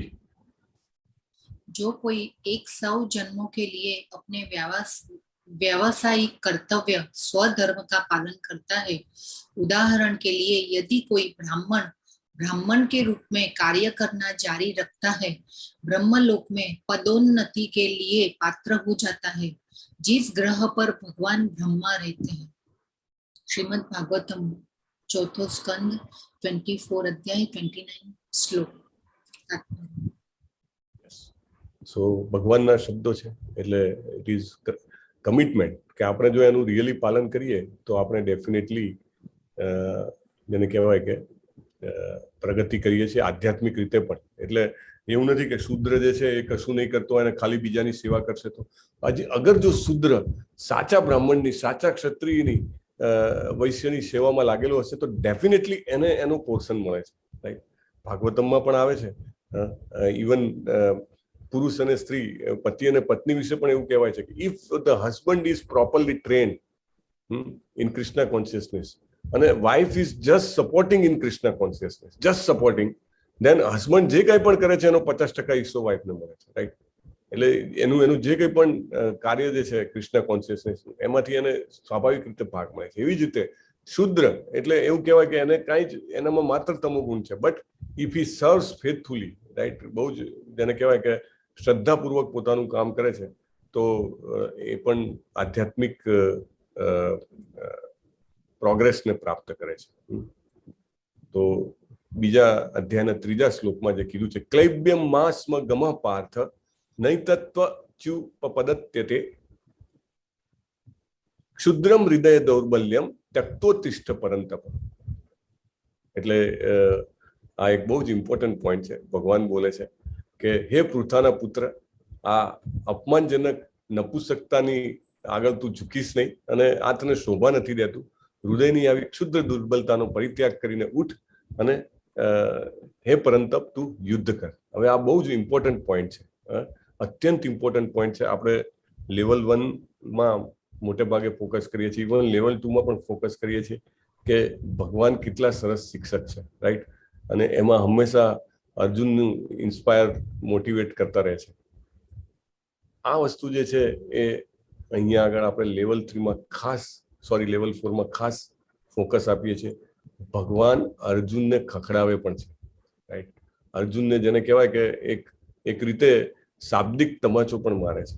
કેવા કેવા શબ્દો વાપરે છે. ક્લૈબ્યમ એટલે તારામાં આ જે છે એ નિર્બળતા ક્યાંથી આવી ગઈ? ક્ષુદ્રમ એટલે ક્ષુદ્ર જેવી. હૃદય દૌર્બલ્યમ, હૃદય કેમ તારું નબળું પડી ગયું? આગળ અનાર્ય તરીકે પણ કહે છે અર્જુનને. પ્રભુપાદ અહીંયા આગળ બહુ જ ફોકસ આપે છે. પ્રભુપાદ કહે છે કે ગુરુનું એક કામ છે.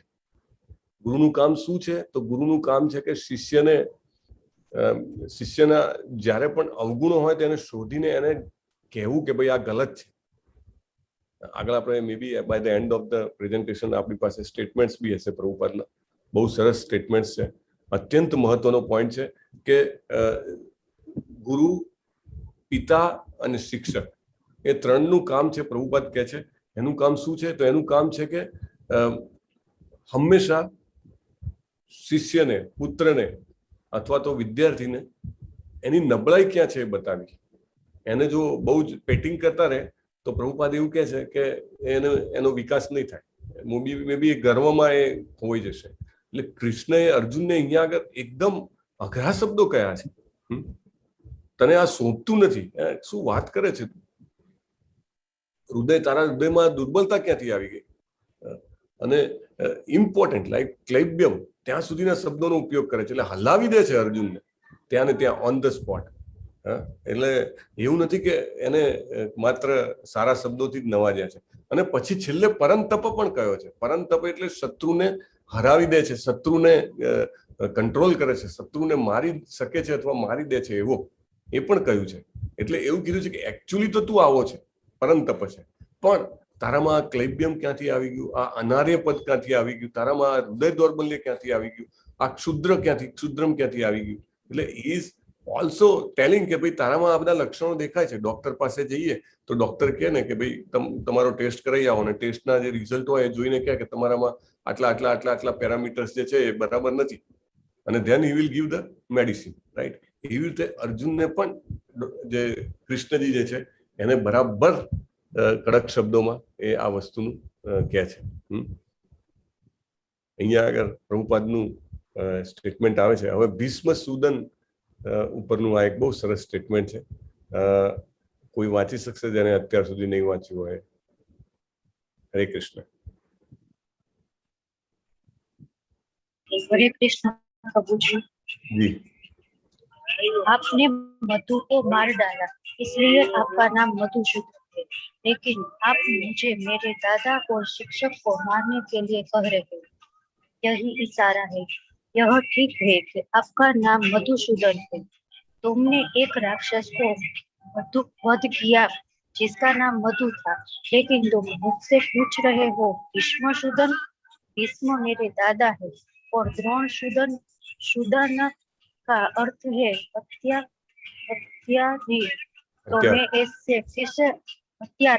तो मैं ऐसा कैसे हो सकता? Bhagavad Gita 2.1 from 2.10 Los Angeles नवंबर 25 1968। અર્જુનને જ્યારે ભગવાન આવું કહે છે કે તું તો નિર્બળ છે, હૃદયમાં દુર્બળ છે, ક્ષુદ્ર કેમ બની ગયો છે, ત્યારે અર્જુન સેલ્ફ ડિફેન્સમાં આવી જાય છે. નાના છોકરાને, ઘરમાં નાના બાળકને પણ એના ફાધર જે હોય એ બરાબર દાંત આપે તો એ પણ પોતાનું સેલ્ફ ડિફેન્સ કરે ને. એને કહે કે કેમ તું આટલું બધું રમવા ગયો હતો, તો એ તરત કહે કે ના ના ના, હું તો આટલા વાગે જ ગયો હતો અને હું તો કાલે ગયો પણ નતો અને આવતીકાલે પણ મારે ક્લાસ છે નથી જવાનો, એટલા માટે હું આજે ગયો હતો ને એમાં આટલો જ ટાઈમ થયો છે, રાઈટ. એવી રીતે જે રીતે સેલ્ફ ડિફેન્સ કરે અર્જુન, હવે શ્રી કૃષ્ણજી સામે સેલ્ફ ડિફેન્સ કરે છે કે તમારું નામ તો મધુસૂદન છે, કેમ? તો કે તમે મધુ નામના રાક્ષસને હણ્યો હતો, પણ તમે મને ભીષ્મજીને કે જે મારા દાદા છે એને મારવાનું કહીને મને ભીષ્મસૂદન બનાવશો? તમે મારા આચાર્ય ગુરુ દ્રોણને મારીને મને દ્રોણસૂદન બનાવશો? શું આ યોગ્ય છે? એટલે મધુસૂદન કહીને અર્જુન પણ સામો જવાબ આપે છે અને એ તક ભગવાન આપે છે કે પોતાની જાતને આપણે ક્લેરિફાય કરી શકીએ. અર્જુનને એ ક્લેરિફિકેશનનો વિન્ડો ભગવાને આપ્યો છે. પાંચમું કારણ અર્જુન કહે છે 6થા શ્લોકમાં કે મને તો ડિસિઝન જ નથી લઈ શકો, ઇનડિસિઝિવનેસ અથવા અનિર્ણાયકતા, असमंजस કહે છે. તો અર્જુન કહે છે નહીં હમ જાનતે हैं कि कौन सा बेहतर है, उन पर विजय प्राप्त करना या उनके द्वारा जीते जाना, विजय उनकी विजय हो जाना. એટલે કે કૌરવો જીતી જાય તો સારું છે કે આપણે એમને જીતી લઈએ સારું છે, મને તો એ પણ ખબર નથી પડતી. એટલે અર્જુન જે છે એ અહીંયા આગળ અનિર્ણાયકતાનો શિકાર બન્યો હોય એવું લાગે છે 6થા શ્લોકમાં. અને પછી 7મા શ્લોકમાં જે છે એ શિષ્યત્વ સ્વીકારે છે. કોણ શ્લોક સાથે ભાવાર્થ વાંચી શકશે? Most important, if you have not done till now. આ શ્લોક તો બહુ ફેમસ છે. કલ્પનાજી, હરે કૃષ્ણ. हरे कृष्णा प्रभु जी. जी. कार्पण्य दोषो पहत स्वभाव पुष्ठामि त्वां धर्म सम्मूढ चेता यच्छे यशाने शितं ब्रूहि तन्मे शिष्यस्सहं साधिमां त्वां प्रपन्नः. अनुवाद वाचो. अब मैं अपने कर्तव्य को लेकर असमंजस में हूँ और कृपण दुर्बलता के कारण अपना सब्र खो बैठा हूँ. इस स्थिति में मैं आपसे कह रहा हूँ कि मुझे निश्चित रूप से बताएं कि मेरे लिए सबसे अच्छा क्या है. अब मैं आपका शिष्य हूँ और एक आत्मा ने आपकी शरण दी है, कृपया मुझे निर्देश दें.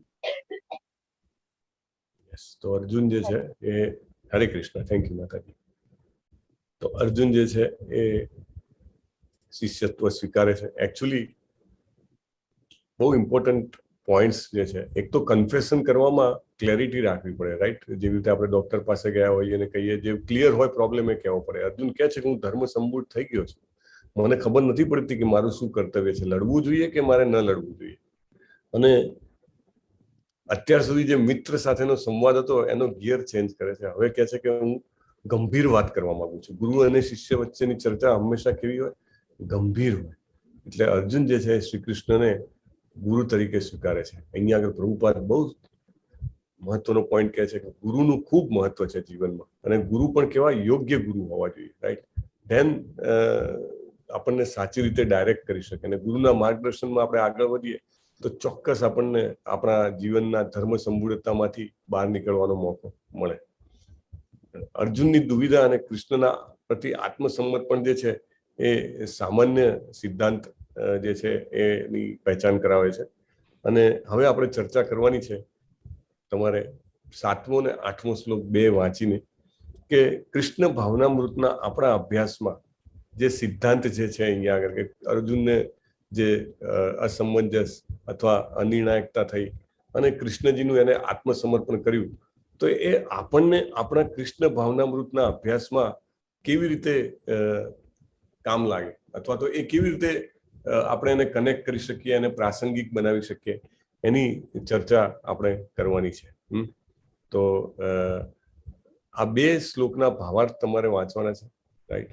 અને આપણી કૃષ્ણ ભાવનામૃતમાં, એટલે એકચ્યુઅલી બે એપ્લિકેશન આપણે થ્રુઆઉટ ભક્તિ શાસ્ત્રીમાં ઇમ્પોર્ટન્ટ રીતે ચર્ચા કરશું. એક છે કે પર્સનલ એપ્લિકેશન, આપણે આપણા જીવનમાં શું ઉતારી શકીએ એમાંથી, અને બીજું છે પ્રીચિંગ એપ્લિકેશન, કે આપણે ઉતારીએ પણ બીજાને આપણે કેવી રીતે એ આ જે આધ્યાત્મિક જ્ઞાન છે એનો હેલ્પ માટે ઉપયોગ કરી શકીએ. તો પર્સનલ અને પ્રીચિંગ બે એપ્લિકેશન્સ આપણે આવશે. આ પર્ટિક્યુલર પોઈન્ટ છે પર્સનલ એપ્લિકેશનનો છે. તો આપણા જીવનમાં કેવી રીતે આપણે એને આ સિદ્ધાંતને ઉતારી શકીએ એ જાણવાનું છે. તો તમને બધાને વિનંતી છે કે તમે 7મા અને 8મા એ બે શ્લોકના ભાવાર્થ, અનુવાદ અને ભાવાર્થ બંને રાઈટ નાઉ વાંચો અને વાંચીને તમારું જે પણ અન્ડરસ્ટેન્ડિંગ હોય એ આપણે અહીંયા આગળ શેર કરવાનું છે.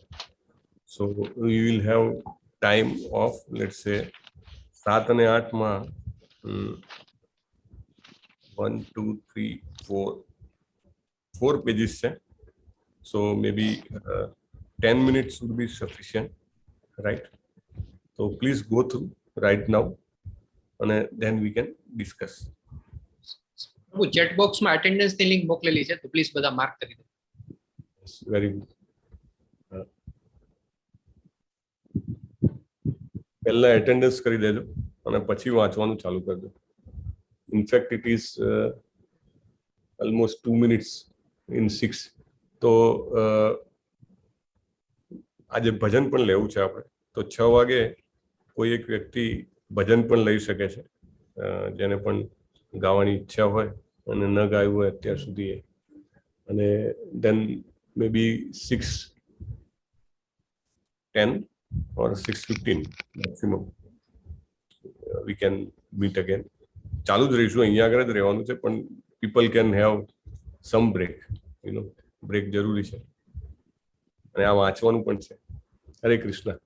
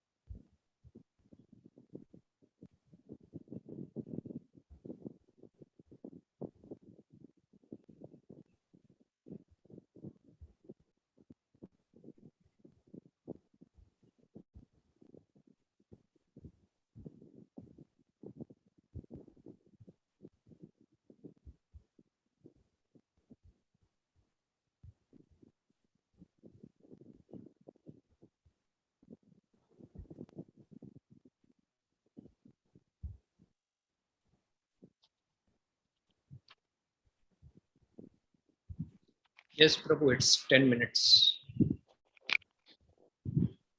Yes, and there was a break also. So can anybody take a bhajan? Then we can just start. Yes, પ્રભુજી હું બોલું. હા હા, તમે ભજન કહેવાના છો? ભજન, yes. હા, સરસ. Yes, પ્રભુજી. જી જી. અહીંયા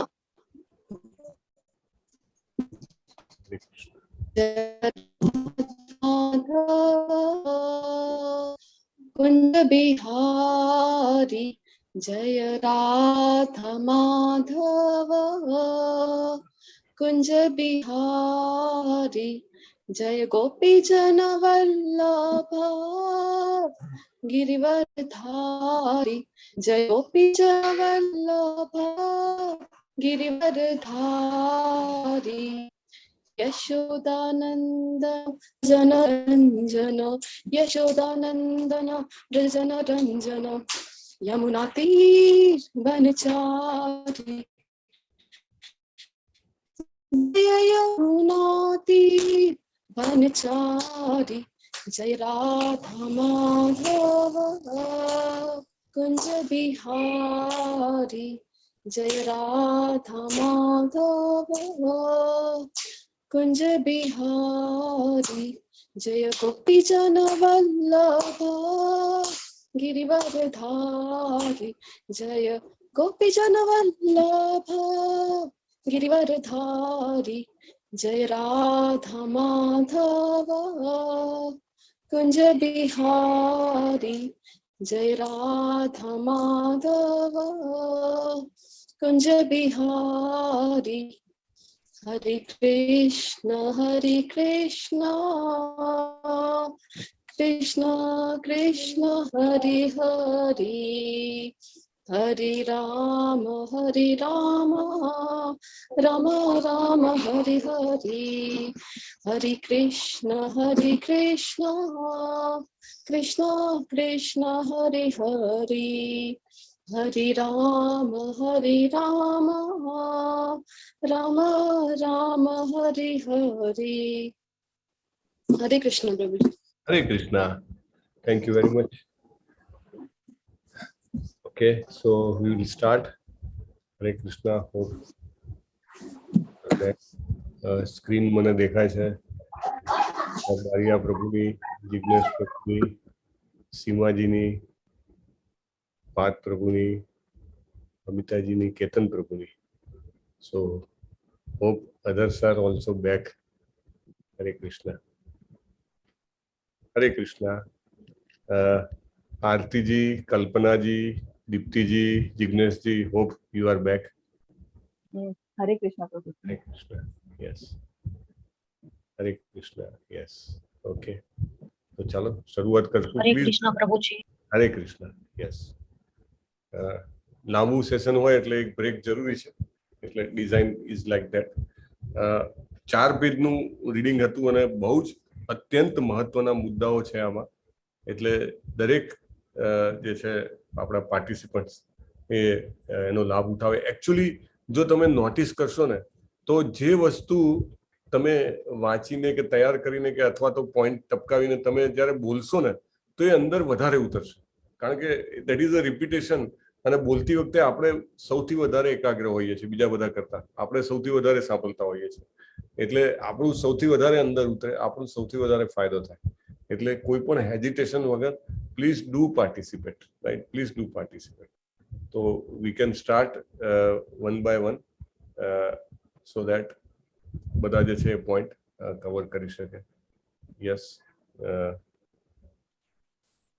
કોણ શરૂઆત કરશે? Hare Krishna. Seemaji, would you like to start?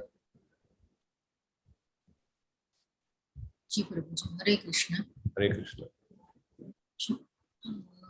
આ શ્લોકમાં પહેલા તો ગુરુનું મહત્વ બતાવ્યું છે કે ગુરુ જીવનમાં કેમ કરવા જોઈએ એનું મહત્વ બતાવ્યું છે. અને આપણે અર્જુનની જેમ કૃષ્ણની શરણાગતિ લઈએ છીએ તો આપણા જીવનની પણ મૂંઝવણો દૂર થાય છે, અર્જુનની જેવી રીતે થઈ એ રીતે.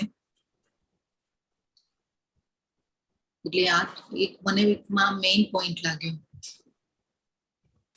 હરે કૃષ્ણ. હરે કૃષ્ણ. હરે કૃષ્ણ. ભૌતિક જીવનને લગતું જે કઈ જ્ઞાન છે, જે કઈ ધન સંપત્તિ છે, અર્થોપતિ જે કઈ થાય, પણ એ અલ્ટિમેટલી જે દુઃખનું જે કારણ છે એ સોલ્યુશન આપી શકતું નથી. પ્રભુપાદ જે આપણે સમજાવે છે, તો એનું સોલ્યુશન આધ્યાત્મિક ગુરુના શરણે જાય તો જ આપણને એ સોલ્યુશન મળે.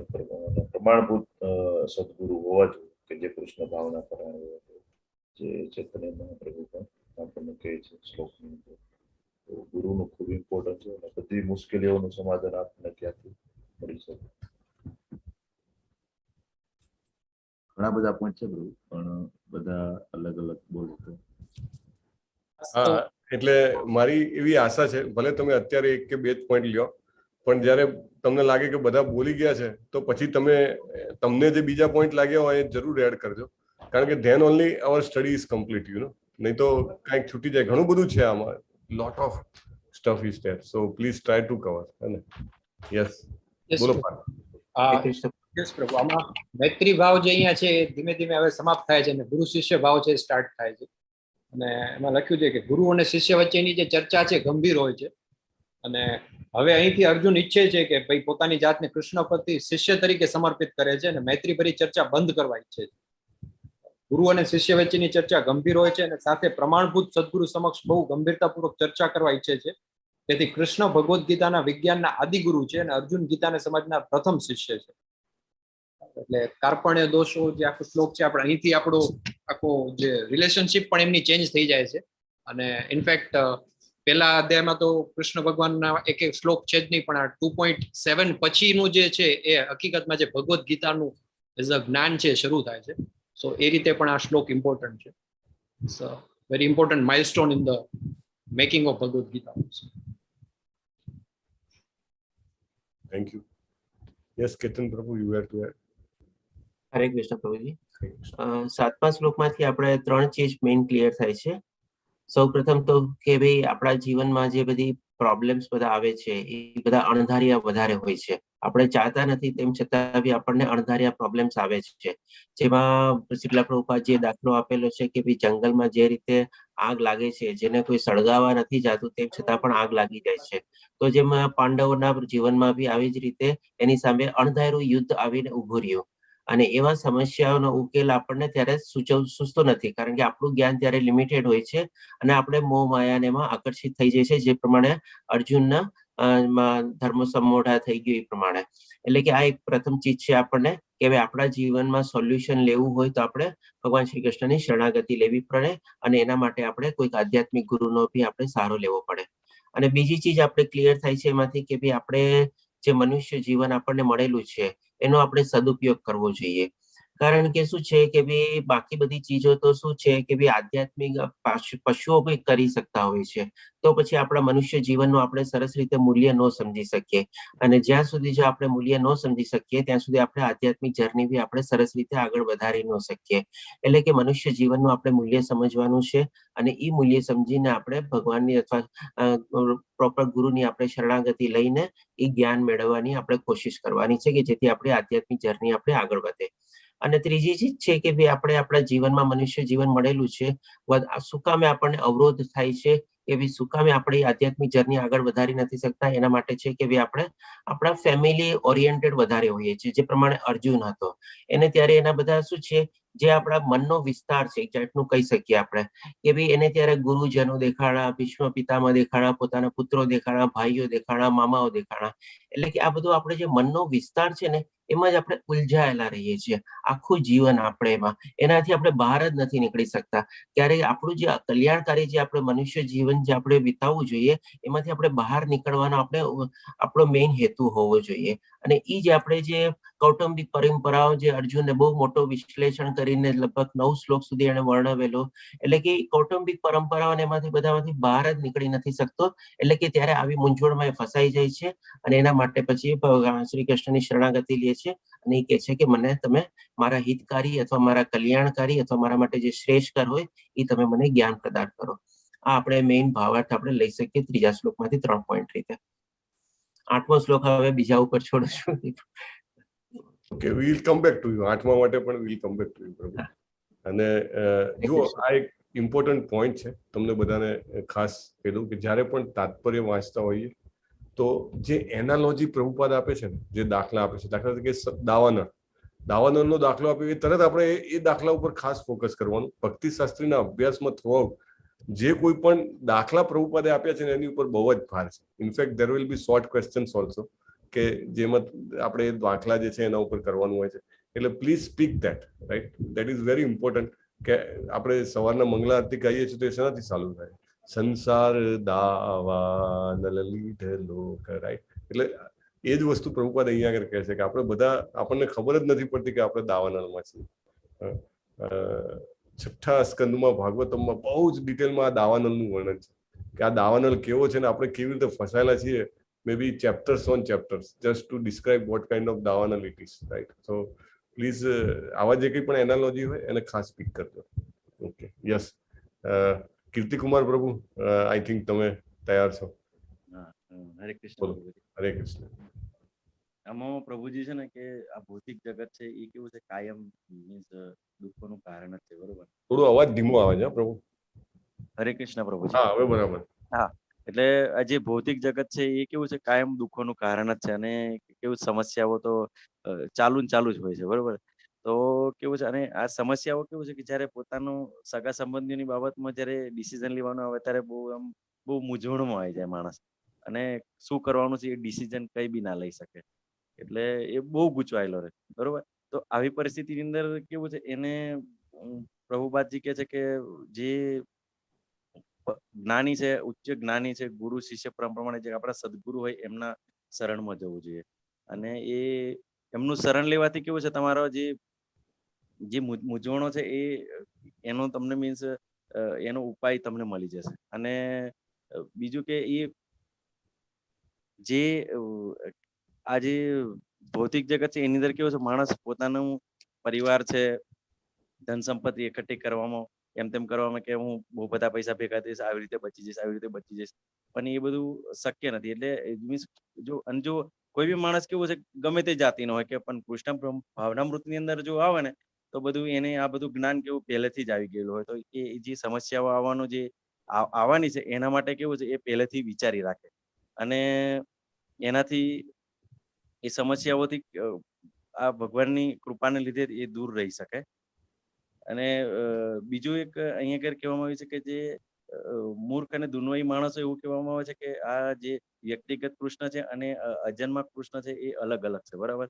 પણ આપણે તો કેવું છે કે એ સમાન જ છે, કેમ કે નામ જ ભગવાન છે, બરાબર ને? એટલે એ આપણને જ્ઞાન આપશે અને ચોક્કસ એવો આપણે વિશ્વાસ રાખીને આપણે એમનું શરણ લેવું જોઈએ, તો આપણને સરસ જ્ઞાન મળશે. એવું આનંદ છે. હરે કૃષ્ણ પ્રભુજી. હરે કૃષ્ણ. બહુ જ મહત્વનો પોઈન્ટ જે 7માના એન્ડમાં કીધો છે કે દુનિયાવી મૂર્ખ વિદ્વાનો તો એવું કહે છે કે કૃષ્ણના શરણે નહીં જવાનું, આ કૃષ્ણની અંદર બેઠેલા કોઈ બીજા કૃષ્ણ છે ને એના શરણે જવાનું.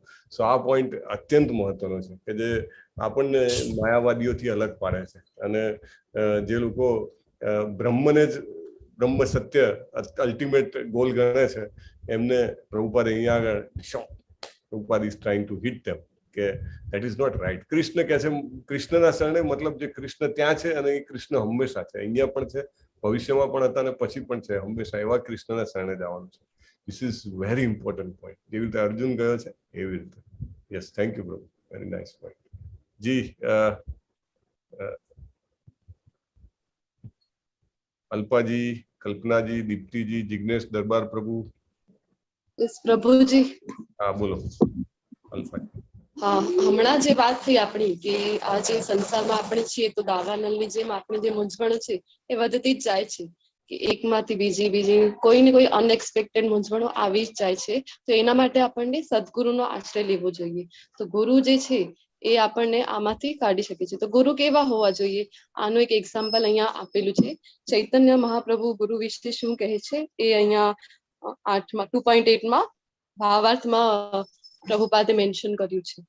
કિબા વિપ્ર કિબા ન્યાસી શુદ્ર કેને નય યહી કૃષ્ણ તત્વવેત્તા સેઈ ગુરુ હૈ. તો ગુરુ કેવા હોવા જોઈએ કે જે શુદ્ર હોય કે જાતિથી કોઈ પણ હોય, પણ કૃષ્ણ ભાવનામૃતનું ભગવાન કૃષ્ણનું વિજ્ઞાન માં એ પારંગત હોવા જોઈએ. તો પછી કઈ પણ જાતિના હોય તો એનાથી કઈ ફરક નથી પડતું. અને બીજી એક વાત ભાવાર્થમાં આપી છે એ છે કે આપણે જે અર્જુને કહ્યું છે કે કોઈ પણ પૃથ્વીનું નિષ્કંટક રાજ્ય પ્રાપ્ત કરીને પણ હું આ શોકને દૂર કરી શકીશ નહીં, એટલે ભગવાનને શરણે જાય છે. તો આપણે કઈ બધી સંપત્તિ મેળવી લઈએ અને બધું ઐશ્વર્ય પણ આપણી પાસે છે તો પણ આપણે સમૃદ્ધ નથી કે આ જે જન્મ મૃત્યુ જરા વ્યાધિ એ જે દુઃખ છે આપણું કે જે પણ છે એમાંથી આપણે પોતાની મેળે નીકળી શકીએ. એટલે જ અર્જુને પણ અહીંયા આ મેન્શન કર્યું છે. કારણ કે આપણે જે પણ ચંદ્રલોક છે કે એ અહીંયા ભાવાર્થમાં પ્રભુપાદે આપ્યું છે કે ચંદ્રલોક જેવા પણ જે ઉચ્ચતર લોક છે જેની પ્રાપ્તિ માટે આપણે પ્રયત્ન કરીએ છીએ એ પણ એક જ ઝાટકે અથવા તો કુદરતી જે પણ આવે છે, જેવી રીતે ભૂકંપ આવે કે જે આવે છે કુદરતી આફતો, એનાથી પણ એક જ ક્ષણે આ બધું સમાપ્ત થઈ શકે છે. જેમ ગીતામાં પણ કહ્યું છે કે ક્ષીણે પુણ્યે મર્ત્ય લોકમ વિશંતિ. તો આપણા જે પુણ્ય છે એના પ્રભાવથી આપણે ઉચ્ચતર લોકમાં ગયા તો પણ એ જે પુણ્ય સમાપ્ત થાય તો ફરીથી પાછા આપણને મર્ત્ય લોક એટલે પૃથ્વી લોક ઉપર નીચેના લોકો ઉપર જન્મ લેવો જ પડે છે. તો એવી રીતે આમાંથી આપણને સાચા ગુરુ એમની શરણે જઈને આપણે આમાંથી ઉગારી શકીએ છીએ, નીકળી શકીએ છીએ. તો એના માટે અર્જુન ગુરુજીના શરણમાં શ્રી કૃષ્ણને જ ગુરુ બનાવ્યા છે ને એમની શરણમાં શિષ્યની જેમ પોતાને સ્વીકારી છે ને ભગવાનને ગુરુની જેમ કહે છે કે મને તમે આ હવે આમાંથી ઉગારો. એવી રીતે આપણને પણ સદગુરુની જરૂરત હોય છે કે આપણને પણ સદગુરુ સાચા માર્ગ બતાવીને આપણે જે અલ્ટિમેટ ગોલ છે લાઈફનું એ આપણને બતાવી. હરે કૃષ્ણ પ્રભુજી. સરસ. ઇમ્પોર્ટન્ટ પોઈન્ટ અહીંયા આગળ છે ગુરુની લાયકાત વિશે.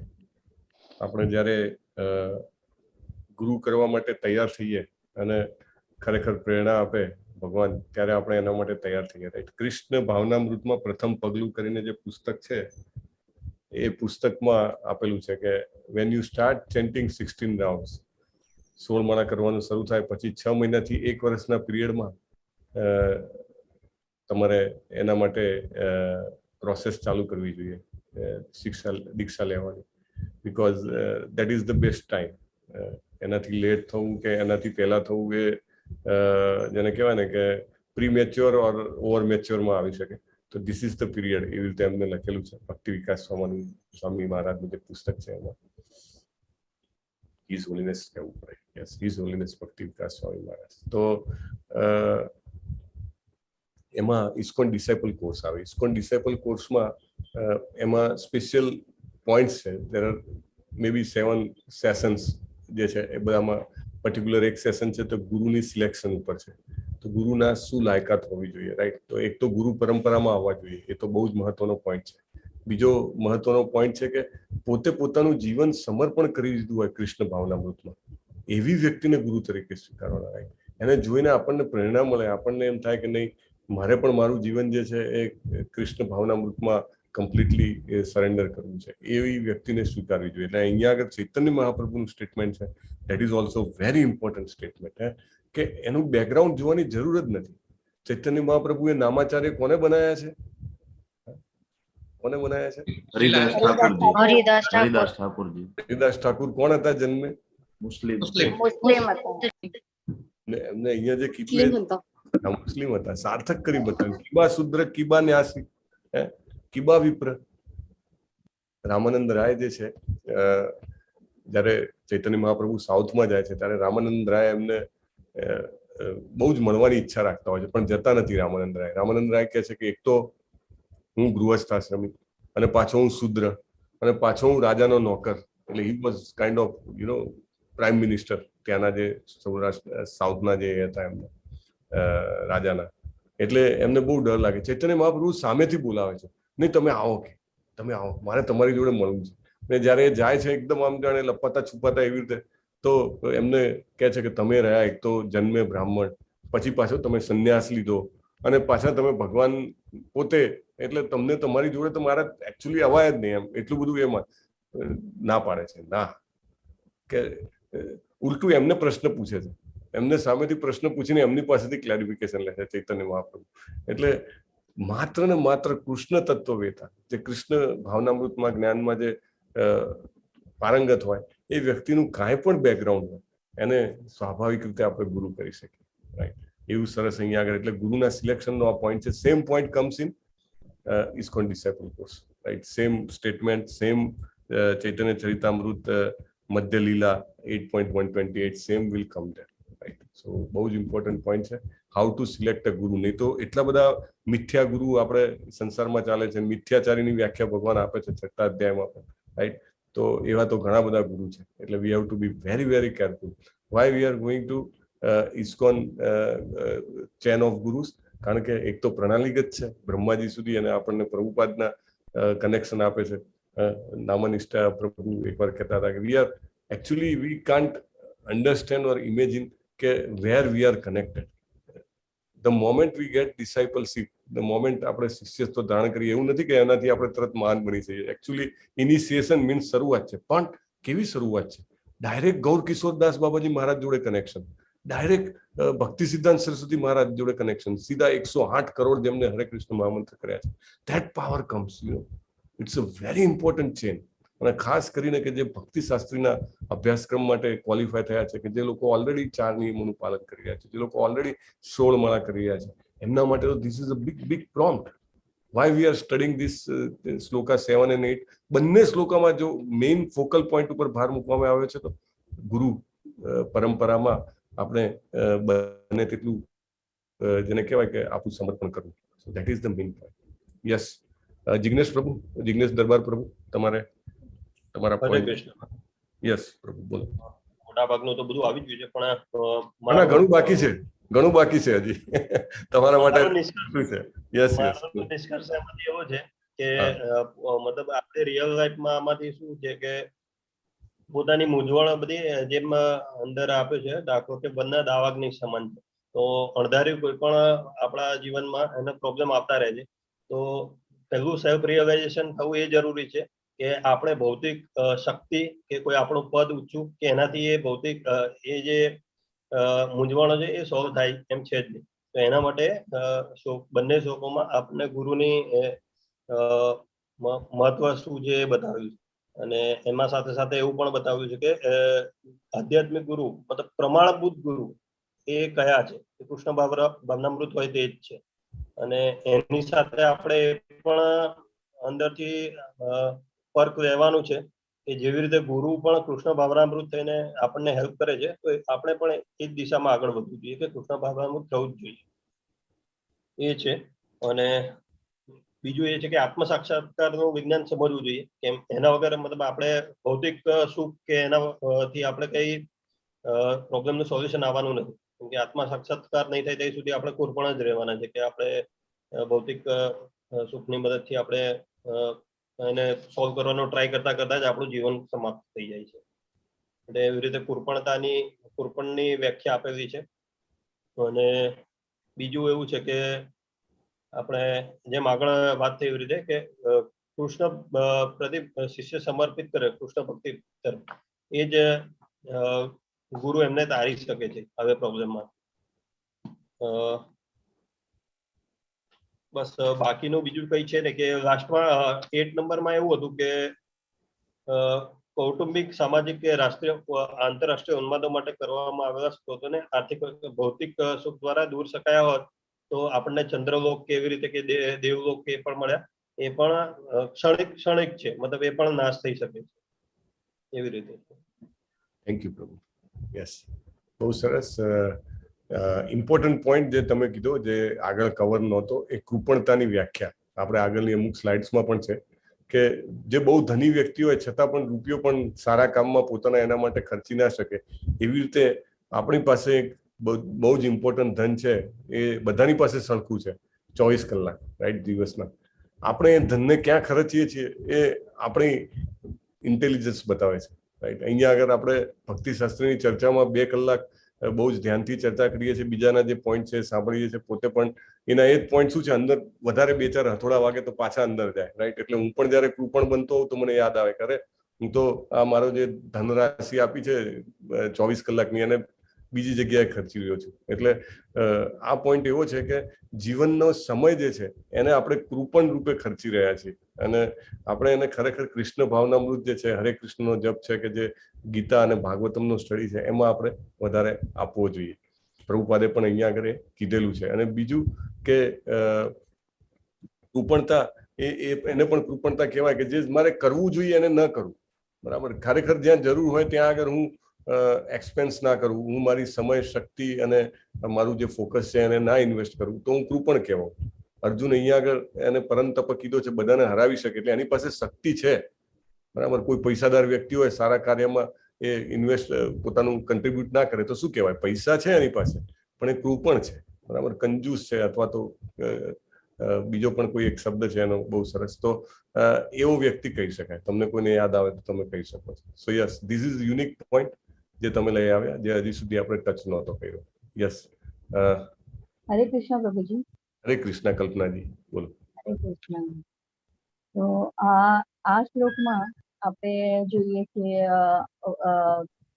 અર્જુનનું એક્સેપ્ટન્સ છે, મારામાં દુર્બળતા છે, એનામાં જે આંખો સામે એના પરિવારજનો આવી ગયા, મિત્રો આવી ગયા, ગુરુ આવી ગયા, તેમની આંખો સામે એવા નજીક આવી ગયા જેમાં કહેવાય કે એક ક્ષત્રિય છે ને એનું ક્ષત્રિય કર્તવ્ય ધર્મ છે કે એને યુદ્ધ લડવાનું છે, ને એવું નતું કે આટલા એને યુદ્ધો નથી લડ્યા, પણ જયારે એના પરિવારજનોની સામે આવી જાય છે તો એમાં મોહવશ થઈ જાય, ને મોહવશના કારણે એક્સેપ્ટ પણ કરે છે. જે હંમેશા આપણે કોઈ પણ ભૂલ કરીએ તો આપણે આપણા માતા પિતા પાસે જઈએ કે આપણે કોઈની પાસે એક્સેપ્ટ કરીએ કે મેં ભૂલ કરી છે, તો હવે મને આ સોલ્યુશન જોઈએ છે. એવી રીતના અર્જુન ગુરુ પાસે, કૃષ્ણ પાસે જાય છે અને એક્સેપ્ટ કરે છે કે હું સંકુચિતા યુક્ત દુર્બળતાને કારણે મારું કર્તવ્ય ભૂલી ગયો અને મનની સ્વસ્થતા ખોઈ બેઠો છું. તો એવા આપણા જીવનમાં પણ આવા સવાલો જવાબો આવતા હોય છે, જયારે આપણે એમ વિચારતા હોય છે કે હવે હું કરું છું, અને આ પર્સનલ પ્રોટેક્ટમાં કે આપણે કેવી રીતના એવા જાણકાર પાસે જઈએ, જેવી રીતના કૃષ્ણ પાસે અર્જુન જાય છે અને શરણાગતિ લે છે, એના વિશેનું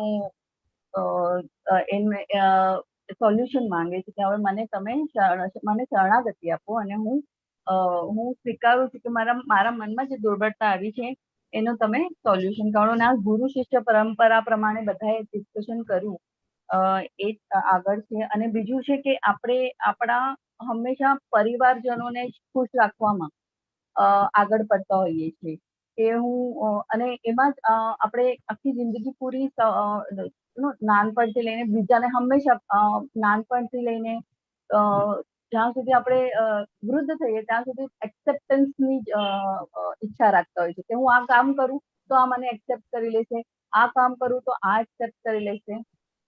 તો એ વિશે એમનામાં જે મૂંઝવણો છે એના વિશેનું છે. અને બીજું છે કે અહીંયા મારી પાસે હિન્દી છે, હું બહાર આવી છું એટલે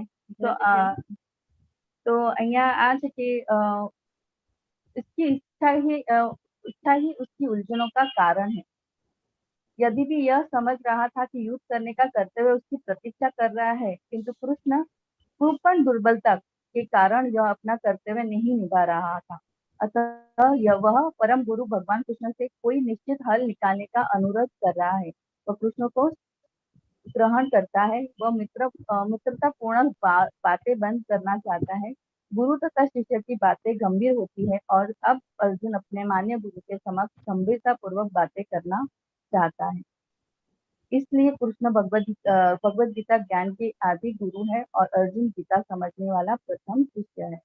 हरे Krishna Prabhu. Hare Krishna. Thank you. Yes, કોની બાકી છે હજી? હરે કૃષ્ણ. હરે કૃષ્ણ. રીતિજી બોલો. એમાં એવું છે કે આપણે બધા માણસો હોય એ આપણે સુખની કામના કરતા હોય કે ખુશ થવા ઈચ્છતા હોય, તો જે દુઃખ છે એ દુઃખ દૂર કરવા તો એના માટે આપણે કૃષ્ણ ભગવાન જેમ અર્જુન ભગવાનના શરણાગતે જાય છે, સંપૂર્ણ શરણાગતિ સ્વીકારે છે અને એમને ગુરુ તરીકે સ્વીકારે છે. હું આથી એમ તમારો શિષ્ય અને તમે મને જ્ઞાન આપો. તો આપણે આજના સમયમાં કૃષ્ણ ભગવાન તો ગુરુ તરીકે મળવાના નથી, પણ જે એમના શાશ્વત ભક્તો છે કે પ્રભુપાદ છે કે એમના ડિસાઇપલ, તો આપણે એમને જે શાશ્વત ભક્ત હોય એને ગુરુ તરીકે સ્વીકારીએ તો એ આપણને આંગળી પકડી અને આપણા જે બધા દુઃખ છે, જન્મ મૃત્યુ જરા વ્યાધિ ને બીજા બધા દુઃખો ભૌતિક જગતના, તો એમાંથી આપણને દૂર કરી દે, એ આપણને એનામાંથી દૂર કરવાનો રસ્તો બતાવશે. ને એના માટે એક જ માર્ગ છે કૃષ્ણ ભાવનામૃતનો. આપણે એ રસ્તો ચાલશું તો આપણે આ જગતમાંથી જન્મ મૃત્યુનું ચક્ર જે છે એમાંથી પાર કરી અને ગોલોક વૃંદાવન ધામ જે આપણું અલ્ટિમેટ ગોલ છે ત્યાં પહોંચી શકશું. અને બાકી જે દુનિયાવી અત્યારે બધા બની બેઠેલા ગુરુઓ હોય છે તો એ એમ કે છે કે કૃષ્ણ નહીં, પણ કૃષ્ણની અંદર જે બીજું અજન્મા તત્વ છે કે પરમાત્મા કે બ્રહ્મ કે નામ આપતા હોય અલગ અલગ બ્રહ્મ જ્યોતિ, તો એ બધાની સાધના કરવી જોઈએ અને એમાં વિલીન થઈ જવું જોઈએ.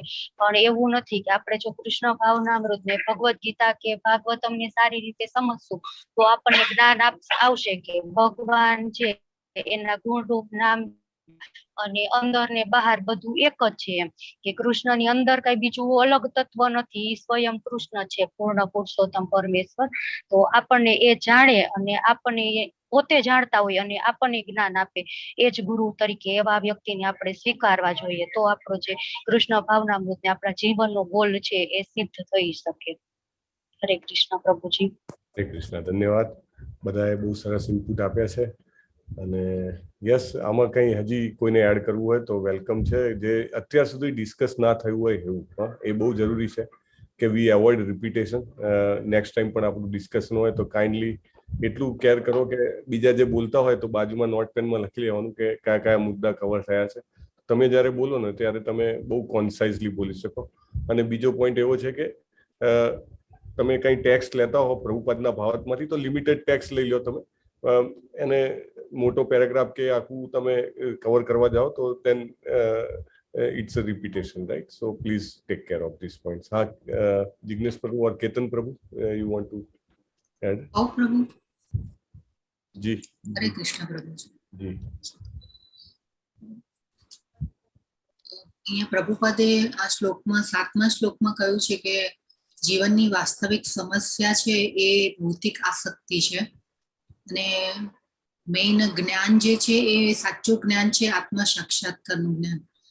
અને આત્મ સાક્ષાત્કારના જ્ઞાન પામ્યા વગર જો મનુષ્ય એટલે મેઇન સમસ્યા ભૌતિક આસક્તિ છે અને એમાંથી છૂટીને આત્મ સાક્ષાત્કારના જ્ઞાન પ્રતિ આસક્ત થતો નથી અને મેઇન વાસ્તવિક જે મૂળ જ્ઞાન છે એને લેવા માટે પ્રયત્ન કરતો નથી, તો એ કૃપણ કીધું છે પ્રભુપાદે 7મા શ્લોકમાં.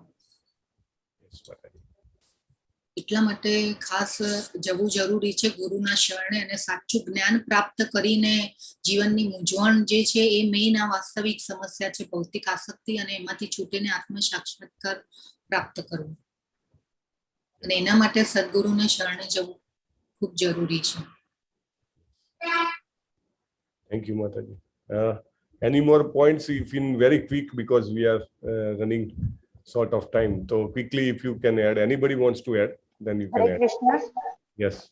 હા, અહીંયા પ્રભુપાદ એ કૃપણ માણસનું બતાવે છે તો એમ કે છે કે મનુષ્ય ઘણું કરીને ચર્મ રોગના આધાર પર તેના કૌટુંબિક જીવનમાં અર્થાત પત્ની, બાળકો તથા અન્ય કુટુંબીજનોમાં આસક્ત રહે છે અને એને કુટુંબ તથા સમાજ તેને મૃત્યુના મુખમાંથી બચાવી શકે એવું કૃપણ માણસ માને છે. અહીંયા કૌટુંબિક આસક્તિ નિમ્ન કક્ષાના પશુઓમાં પણ જોવા મળે છે. એટલે અર્જુન બુદ્ધિમાન હોવાથી એ સમજી શક્યો હતો કે પરિવારના સભ્યો પ્રત્યેનો સ્નેહ અને મૃત્યુમાંથી તેનું રક્ષણ કરવાની તેની ઈચ્છા જ તેના વિનાશના કારણો હતા. એટલે એને જે અર્જુન ધર્મ તથા સદાચારના નિયમો ઉપર આધારિત જે દલીલ કરે છે એ એને ખ્યાલ હતો કે આધ્યાત્મિક ગુરુ કૃષ્ણ સિવાય એ મૂળ સમસ્યાનો ઉકેલ લાવી શકશે નહીં. એને એ પણ હતું કે પૃથ્વીનું નિષ્કંટક રાજ્ય કે સ્વર્ગલોકના દેવોના જેવું સાર્વભૌમત્વ પણ તેના શોકોને દૂર કરવા અસમર્થ છે. એટલે જ એને કૃષ્ણ ભાવનામૃતનો આશ્રય લીધો હતો અને એ શાંતિ અને સંવાદિતાનો ખરો માર્ગ છે. હરે કૃષ્ણ. અને બીજો પોઈન્ટ મને એ પણ લાગ્યો કે કૃષ્ણ ભક્તિના શાસ્ત્રમાં પારંગત થયા વિના કોઈ પણ ગુરુ ગુરુ કહેવાય ન શકે. એટલે પ્રમાણભૂત ગુરુ એને જ કહેવાય કે જે કૃષ્ણને જાણતા હોય. તો માતાજીની ચર્ચામાં આપણે કવર કર્યું હતું. જી. અહીંયા એક પોઈન્ટ જે બધાએ કીધો છે કે કુટુંબિક આસક્તિ નહીં રાખવાની. પ્રભુ નામનિષ્ઠા પ્રભુ જ્યારે આ વાતની ચર્ચા કરે છે ત્યારે એક બહુ જ ઇમ્પોર્ટન્ટ પોઈન્ટ કહે છે કે એફેક્શન રાખવાનું છે, એટેચમેન્ટ નથી રાખવાનું. રાઈટ? એટલે લાગણી તો હોય, આપણને સ્વાભાવિક રીતે લોહીનો સંબંધ હોય, લાગણી હોય, પણ આસક્તિ ન હોય તો આપણે એને ટપી શકીએ. That's how he tries to add it. હા, હવે briefly maybe we have 1 or 2 minutes more. તો કોઈને કાંઈ હજી પણ છૂટી ગયેલો પોઈન્ટ લાગતો હોય તો please you can add. Otherwise Hare Krishna પ્રભુજી. યસ આરતી. હરે કૃષ્ણ પ્રભુજી. એકચ્યુઅલી દરેક મનુષ્યને કોઈને કોઈ દુઃખ હોય છે. જેમ કે આ ભૌતિક જગતમાં જન્મ, મૃત્યુ, જરા, વ્યાધિ આ બધી સમસ્યાઓ એને આવતી જ હોય છે. અને એને દૂર કરવા માટે કોઈ આર્થિક ઉન્નતિ કરવાથી એનો કોઈ ઉપાય મળતો નથી એનાથી. તો દરેક મનુષ્ય છે શાંતિની શોધમાં અત્યારે ભટકતો રહે છે કે ક્યાં મને સુખ શાંતિ મળે. એકચ્યુઅલી એને નથી પૈસાથી, સંપત્તિથી કે કોઈ પણ જાતની ભૌતિક સગવડોથી એને કોઈ પ્રકારની શાંતિ મળતી નથી. પરંતુ જો એ કૃષ્ણ અથવા કૃષ્ણનું વિજ્ઞાન સમજવા ના જેવા કે ગ્રંથો હોય છે કે ભગવદ્ ગીતા છે, શ્રીમદ ભાગવતમ છે, એના ઉપદેશો જો ગ્રહણ કરે સાચા ગુરુ દ્વારા, તો એ કૃષ્ણ ભાવનામૃતમાં તે જો આવશે તો તેની સમસ્યાઓનો ધીરે ધીરે ઉકેલ એને મળતો જ જશે. અને આ એકચ્યુઅલી હું એ સ્ટેજ પર તો નથી, પણ હું ઘણા ડિપ્રેશનમાં હતી અને મેં પહેલા દિવસથી જ 16 માળાઓ શરૂ કરી દીધી હતી. અને આ મારો ખુદનો અનુભવ છે કે એના પછી મારે દવાઓ કે જે લેતી હતી બધું છોડી દીધું મેં કમ્પ્લીટલી. એટલે આ જે છે એ હું એટલું સોના જેવું સત્ય માનું છું કે આના જેવું સત્ય બીજે ક્યાંય આપણને નથી મળતું. કે શાંતિ જે છે એ કૃષ્ણ ભાવનામૃતમાં આવ્યા પછી અને આ બધા જ ક્લાસીસ જેમ કે ભગવદ્ ગીતા છે કે ભાગવતમ છે એ એટેન્ડ કર્યા પછી મનની શાંતિ જે છે ખરેખર એ મનુષ્યને આના સિવાય બીજે ક્યાંય પ્રાપ્ત થવાની નથી અને નથી જ. અને બસ એટલું જ કે હંમેશા જે કહે ને કે શોકનું જો નિવારણ કરવું હોય અને જો શાંતિ જોઈતી હોય તો જેમ અર્જુન ભગવાન જે છે એ કૃષ્ણનું શરણ લીધું હતું એમ આપણે કૃષ્ણ ભાવનામૃતનું શરણ લેવું જોઈએ. હરે કૃષ્ણ પ્રભુજી. Thank you for your sharing your personal experience and realization, Mataji.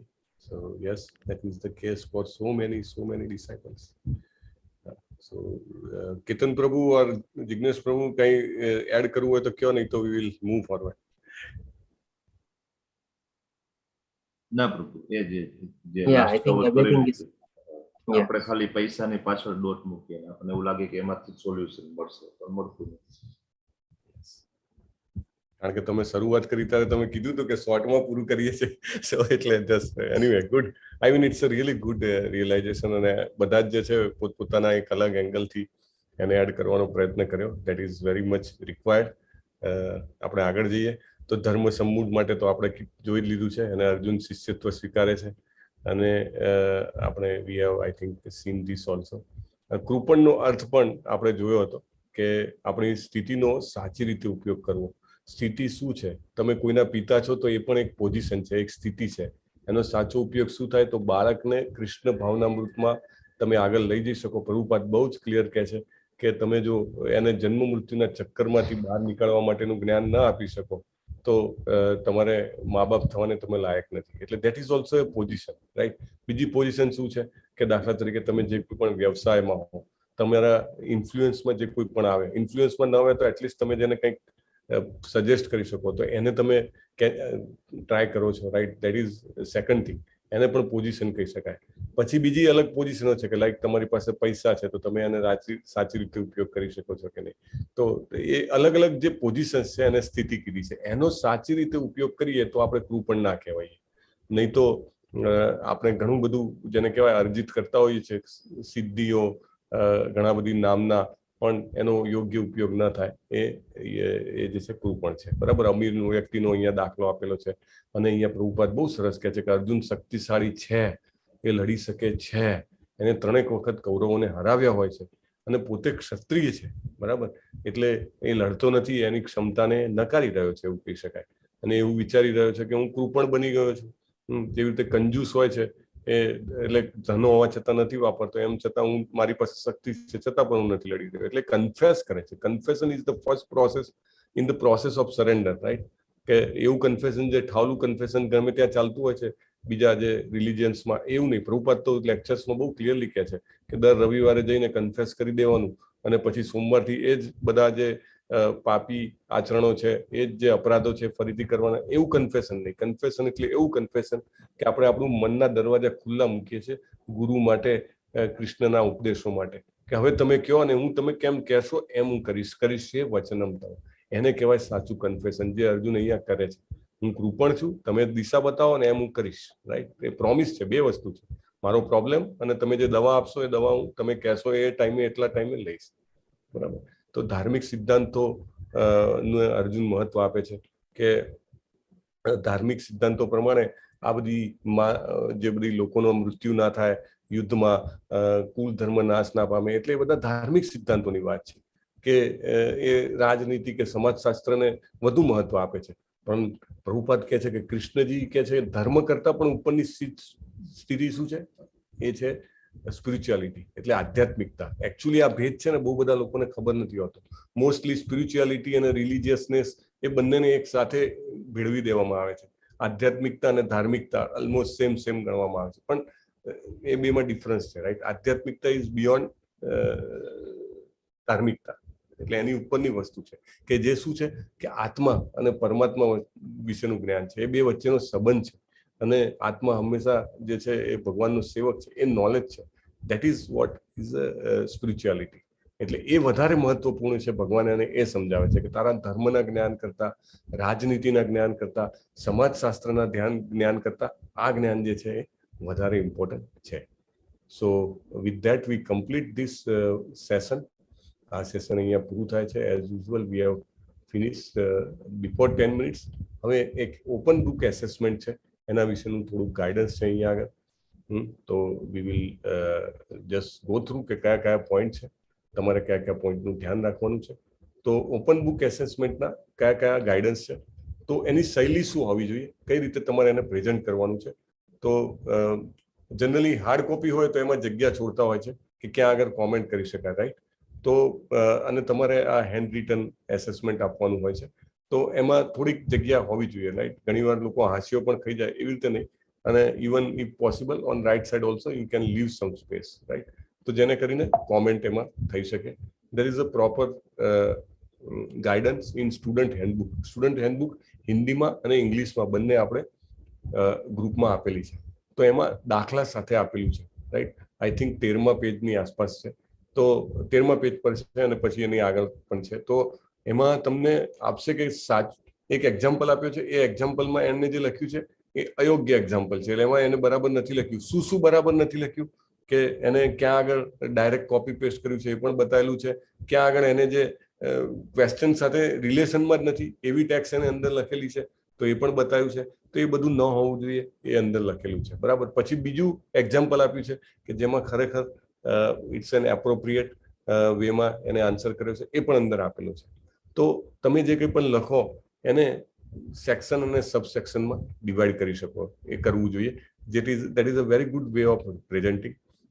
પછી તમે એને જે પણ સેક્શન્સ હોય અથવા સબસેક્શન્સ હોય એને ટાઇટલ આપી શકો, રાઈટ? એક પ્રશ્ન હોય, પણ એક પ્રશ્નને તમે સમજો 3 કે 4 મુદ્દામાં કવર કરવા માંગતા હો, તો દરેક મુદ્દાનું એક તમે ટાઇટલ આપી શકો છો. અને એ ટાઇટલ આપ્યા પછી જનરલી ટાઇટલમાં આપણે લખીએ ને પછી અંડરલાઈન કરીએ, 2 ટપકા કરીએ. પછી નીચે જે લખતા હો એને પણ જનરલ ટેક્સ લખો, અને બીજી એક શૈલી છે કે એને બુલેટ પોઈન્ટ્સમાં લખો, રાઈટ? 1 2 3 4 ABC, અથવા તો એરો મારીએ, અથવા તો મીંડું કરીએ, રાઈટ? એટલે સેક્શન સબસેક્શનની અંદરની જે ભાષા છે એને તમે અલગ અલગ મુદ્દાઓમાં વહેંચી શકો છો. That is also good way of writing. અને જે કોઈ પણ કોન્સેપ્ટ હોય એને ગ્રેજ્યુઅલી ડેવલપ કરવાનો હોય, રાઈટ? એટલે તમે કોઈ ફિલોસોફી ઉપર દાખલા તરીકે આન્સર આપતા હો, તો ફિલોસોફીના સમજાવવા માટેના મુખ્ય મુદ્દા કયા છે, પછી એ મુદ્દાને પણ તમે સિક્વન્સ એવી રીતે ગોઠવો કે જે સિક્વન્સ ગ્રેજ્યુઅલી ફિલોસોફીને ડિસ્ક્લોઝ કરે, રાઈટ? કે ઇનિશિયલી એ ફિલોસોફી ઇટસેલ્ફનો બેઝ શું છે, બરાબર, પછી એનો પ્રોગ્રેશન કેવી રીતે થાય છે, અને એનો અલ્ટિમેટ જે કહેવાય કે બહાર જે દેખાતું હોય એ વસ્તુ શું છે, રાઈટ? એવી રીતે તો એને ગ્રેજ્યુઅલ જેને કહેવાય ને કે ખોલો, એને વર્ણવવાનો પ્રયત્ન કરો, એવું આપણે પ્રયત્ન કરવો જોઈએ. અને હંમેશા જવાબની શરૂઆતમાં એક ઇન્ટ્રોડક્શન જેવું, એવું નહીં કે બહુ વિશાળ લખી દીધું છે, પણ કે તમે એને શું કઈ રીતે કવર કરવા માંગો છો એ તમારી પદ્ધતિ, અને એન્ડમાં તમારું કન્ક્લુઝન, આ બે વસ્તુ પણ બહુ ઇમ્પોર્ટન્ટ છે. જો આ બધું એના માટે છે, આપણે સામાન્ય એક્ઝામ આપી હોય છે એમાં પણ આ પ્રકારનું હોય જ છે, એટલે એનાથી બહુ અતપ્રભ નહીં થઈ જવાનું. પણ this is the systematic way of writing open book assessment. આના પ્રમાણે તમારું ઇવેલ્યુશન છે, નંબર 1. અને નંબર 2, ખરેખર જે મેં પોતે અનુભવ કરેલો છે એ છે કે આ રીતે લખવાથી મારી થોટ પ્રોસેસ પણ એ રીતે થતી જાય છે. હું વિચારું ત્યારે પણ એ રીતે વિચારું કે કોઈ એક પોઈન્ટ હોય એની ઉપર, મેઇનલી આપણે આજે ફિલોસોફિકલ પોઈન્ટ છે, આપણે બધા ભગવદ્ ગીતાના પોઈન્ટ છે, એન્ડ અધર બુક્સ ઓલ્સો પ્રભુપાદની, તો એમાં આપણી ફિલોસોફી ડેવલપ થાય કે કોઈ પણ પોઈન્ટ ઉપર વિચારીએ તો સૌથી પહેલા મારા માઇન્ડમાં આવે કે એક ફિલોસોફીના એનું કેવી રીતે એડ્રેસ કરવા માંગુ છું, પછી મને આવે કે એને મારે કેવી રીતે મુદ્દા અને સેક્શન અને સબસેક્શનમાં વહેંચવા છે, પછી એ પર્ટિક્યુલર સેક્શનની અંદર મારે એને કેટલા મુદ્દામાં કવર કરવું છે, કે આ 2 કે 3 પોઈન્ટ મારે કવર કરવા છે, રાઈટ? અને પછી એ આખું એને હું સિક્વન્સ પણ એવી રીતે ગોઠવું કે જે એકદમ જેને કહેવાય ને કે કોઈ સ્ટોરી હોય, સ્ટોરી કેવી રીતે ડેવલપ થતી હોય એવી રીતે, અને પછી અલ્ટિમેટલી ક્લાઇમેક્સ આવે અને પછી કન્ક્લુઝન આવે. This is how we conclude about this question. So આ જે છે એ એની પ્રોસિજર છે. ઘણીવાર એવું જોયું છે કે જ્યારે એનો રિપ્લાય આપવા બેસે ત્યારે ઘણું બધું ડાયવર્ઝન થઈ જતું હોય છે. આપણે ઘણું બધું જાણ્યું છે, ઘણું બધું સાંભળ્યું છે, ઘણું બધું વાંચ્યું છે, એટલે ઘણીવાર એવી બધી મેટર આવી જતી હોય કે જે કમ્પ્લીટલી રિલેટેડ જ ના હોય ક્વેશ્ચનના. તો પ્લીઝ ડુ એવોઇડ ધેટ. અથવા તો એક વખત તમારે જો પેલું બ્રેઇન સ્ટોર્મિંગ પ્રોસેસ હોય ને એવી રીતે જે આવે પહેલા તમે ટપકાઈ જાઓ રફમાં. ઘણા બધા વિદ્યાર્થીઓ આ રીતે કરતા હોય છે. In fact many times I also personally use this process, કે એને સેપરેટલી એકવાર ટપકાઈ જઈએ અને પછી આપણને લાગે કે આમાંથી આટલું જે છે ડાયરેક્ટલી રિલેટેડ નથી, તો વી રિમૂવ ઇટ, અને પછી જે ક્રક્સ હોય એને ઉપયોગ કરવાનો. તો એ રીતે તમે કરી શકો છો, જેથી કરીને અનનેસેસરી વર્બીએજ જેને કહેવાય એ ના આવે. આમાં કીધું છે ને કે અતિરિક્ત અપ્રાસંગિક દાર્શનિક જાણકારી સે બચે. એટલે ફિલોસોફી બહુ જાણતા હોઈએ પણ એને ત્યાં આગળ પીરસી નથી દેવાની, રાઈટ? અને જેની શબ્દ સીમા જે છે વર્ડ લિમિટ, એટલી વર્ડ લિમિટમાં લખવું જોઈએ. એટલે એકચ્યુઅલી જે એવરી વીક એસાઇનમેન્ટ્સ જ્યારે આપણે કરીએ ત્યારે 200 થી 250 શબ્દોની લિમિટ હોય છે, પણ we are trying to make it once in a month kind of thing. આ વખતે તો એવું જ છે ઇનફેક્ટ. તો 650 વર્ડ્સ ઇઝ રાઉન્ડ અબાઉટ શબ્દો. તમે એ રીતે જોઈ શકો છો. જનરલી એક પેજમાં સમજો કે એક લાઈનમાં 4 શબ્દો આવતા હોય છે. તમારે એક પેજમાં 15 લાઈન આવતી હોય તો 60 શબ્દો થાય એવરેજ. એટલે તમે એ રીતે જજમેન્ટ લગાવી શકો છો. મોટું પેજ હોય, જનરલી હું દાખલા તરીકે ચોપડો યુઝ કરતો હોઉં તો ચોપડામાં મારા જે હોય તો એમાં નંબર ઓફ લાઇન્સ જે છે વધારે હોય, તો એ રીતે પણ થઈ શકે છે. હા, પણ એવું નહીં કે મારે આટલું મીટ કરવા માટે હવે ઓછું પડ્યું એટલે પાછું રિપીટ કરી દઉં કે બીજું કંઈ બી પીરસી જવું, એવું નહીં કરતા, રાઈટ? કારણ કે વાંચવામાં, તપાસવામાં, ઇવોલ્યુશનમાં પણ બહુ બધી મહેનત લાગે છે, અને hence we want to streamline. જેટલી મહેનત આપણી બચી જાય એ આપણે બીજે ક્યાંક ઉપયોગ કરી શકીએ. એક્ઝેક્ટ જે સ્ટેટમેન્ટ્સ હોય, ઘણીવાર પ્રભુપાદ એક્ઝેક્ટ સ્ટેટમેન્ટ્સ લેતા હોય છે, રાઈટ? તો એ સ્ટેટમેન્ટ્સ આર વેરી ઇમ્પોર્ટન્ટ, બરાબર. પછી સટીક સંદર્ભ, એટલે એનાલોજીસ અથવા તો કંઈક એક્ઝેક્ટ જે સંદર્ભ હોય એ પોતાની વાતના સમર્થનમાં તમે લખી શકો છો. મહત્વ, જે સ્ટેટમેન્ટનું મહત્વ શું છે એ પણ તમે અંદર લખી શકો છો. છંદો, અભિપ્રાયો, વ્યાખ્યાનો, વિશિષ્ટ વાક્યાંશો જે હોય એને પણ તમે એડ કરી શકો છો. અને બહુ લાંબુ વર્બીએજ નહીં કરતા, એવું અહીંયા આગળ વિનંતી કરી છે. તો આજે આપણે શું કર્યું છે? આપણે કર્યું છે આજે વર્ણાશ્રમ ધર્મના સિદ્ધાંતોની વ્યાખ્યા કરી છે, વર્ણાશ્રમ ધર્મની પરિભાષા કરી છે, એને પ્રભાવિત કરવાના જે વિચારો છે એની ચર્ચા કરી છે, વિશિષ્ટ કર્તવ્ય કયા છે 4 વર્ણના 4 આશ્રમના, એની આપણે ચર્ચા કરી છે. એના પરિણામ વર્ણાશ્રમ ધર્મ પાલન કરવાથી શું થાય એની પણ ચર્ચા કરી આપણે. અને વર્ણાશ્રમ સિદ્ધાંતોમાં ન લડવાના અર્જુનના કારણોને એને આપણે એની રીતે ચર્ચા છે, બરાબર. તો જે જન્મ દ્વારા નિર્ધારિત વર્ણની જે આપણી માન્યતા છે એને હરાવવા માટેનો જે તર્ક જે છે એ ભગવદ્ ગીતા 4.13 આપેલો છે. એ પર્સનલ એપ્લિકેશન જે છે એની આપણે ચર્ચા કરી. અર્જુનની દુવિધા અને કૃષ્ણ પ્રત્યેનું આત્મસમર્પણ જે છે એના સામાન્ય સિદ્ધાંત અને આપણા માટે શું પ્રાસંગિક છે એ આપણે ચર્ચા કરી હતી.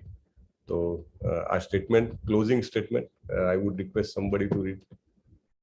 हरे कृष्णा। चाणक्य पंडित ने पिता और शिक्षक को सलाह दी है कि आपको हमेशा अपने बेटे और शिष्य को दंड देना चाहिए, हमेशा गलती का पता लगाएं, नाराज न हो, लेकिन यह शिक्षक और पिता का काम है कि आप अपनी गलतियों का पता लगाएं, ना कि अपनी अच्छी चीजों का पता लगाएं।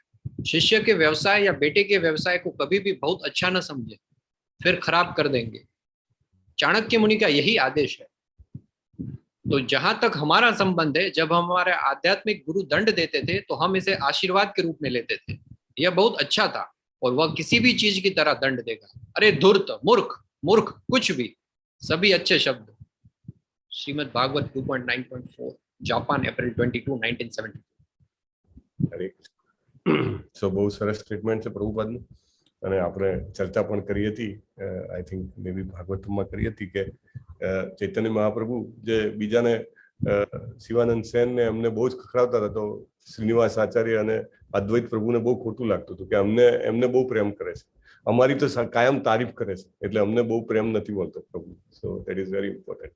સો with that we will close. વાંછા કલ્પતરુભ્યશ્ચ કૃપા સિંધુભ્ય એવ ચ पतितानां पावनेभ्यो वैष्णवेभ्यो नमो नमः। अनंत कोटि वैष्णव वृंद की जय। श्रीला प्रभुपाद की जय। सद्गुरुदेव की जय। हरे कृष्ण हरे कृष्ण हरे हरे, हरे राम राम राम हरे हरे। हरे कृष्णा हरे हरे कृष्णा। हरे कृष्ण।